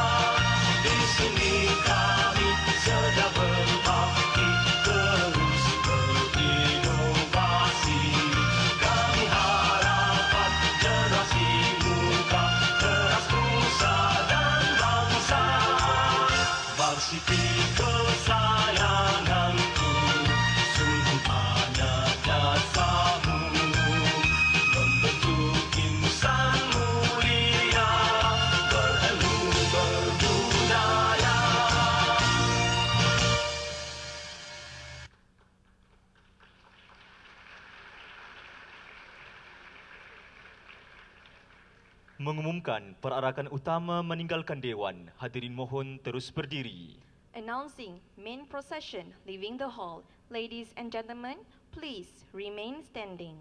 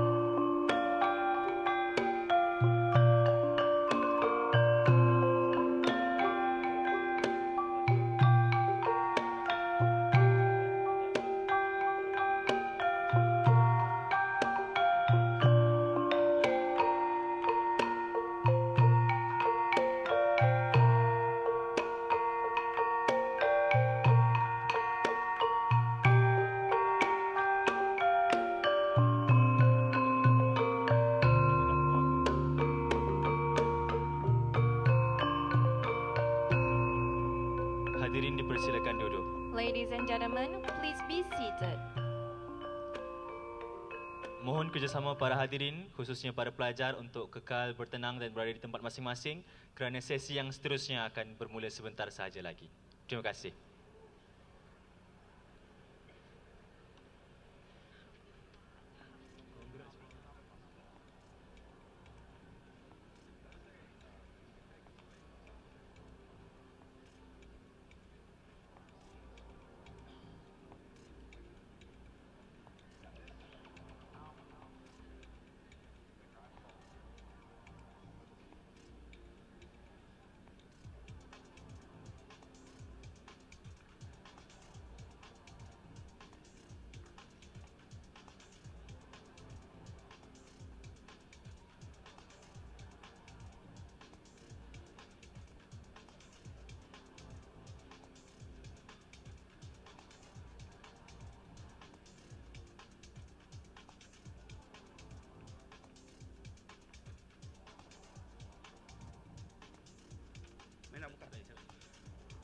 Assalamualaikum warahmatullahi wabarakatuh.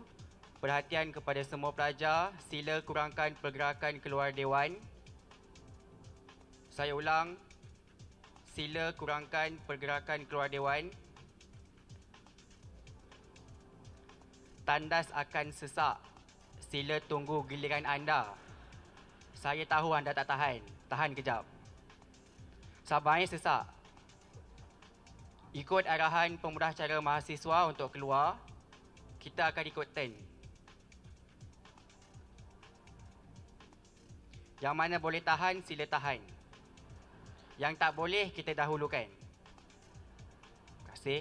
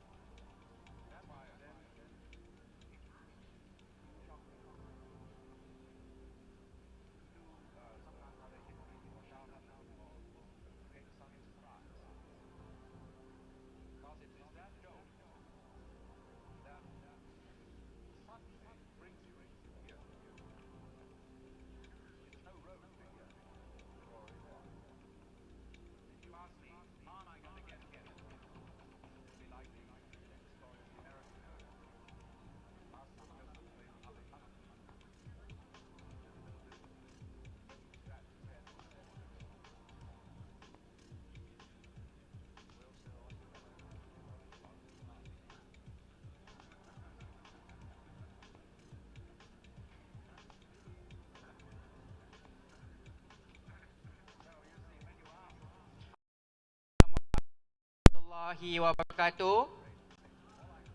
Saya tak dengar. Assalamualaikum warahmatullahi wabarakatuh. Semua dah makan? Belum, lapar.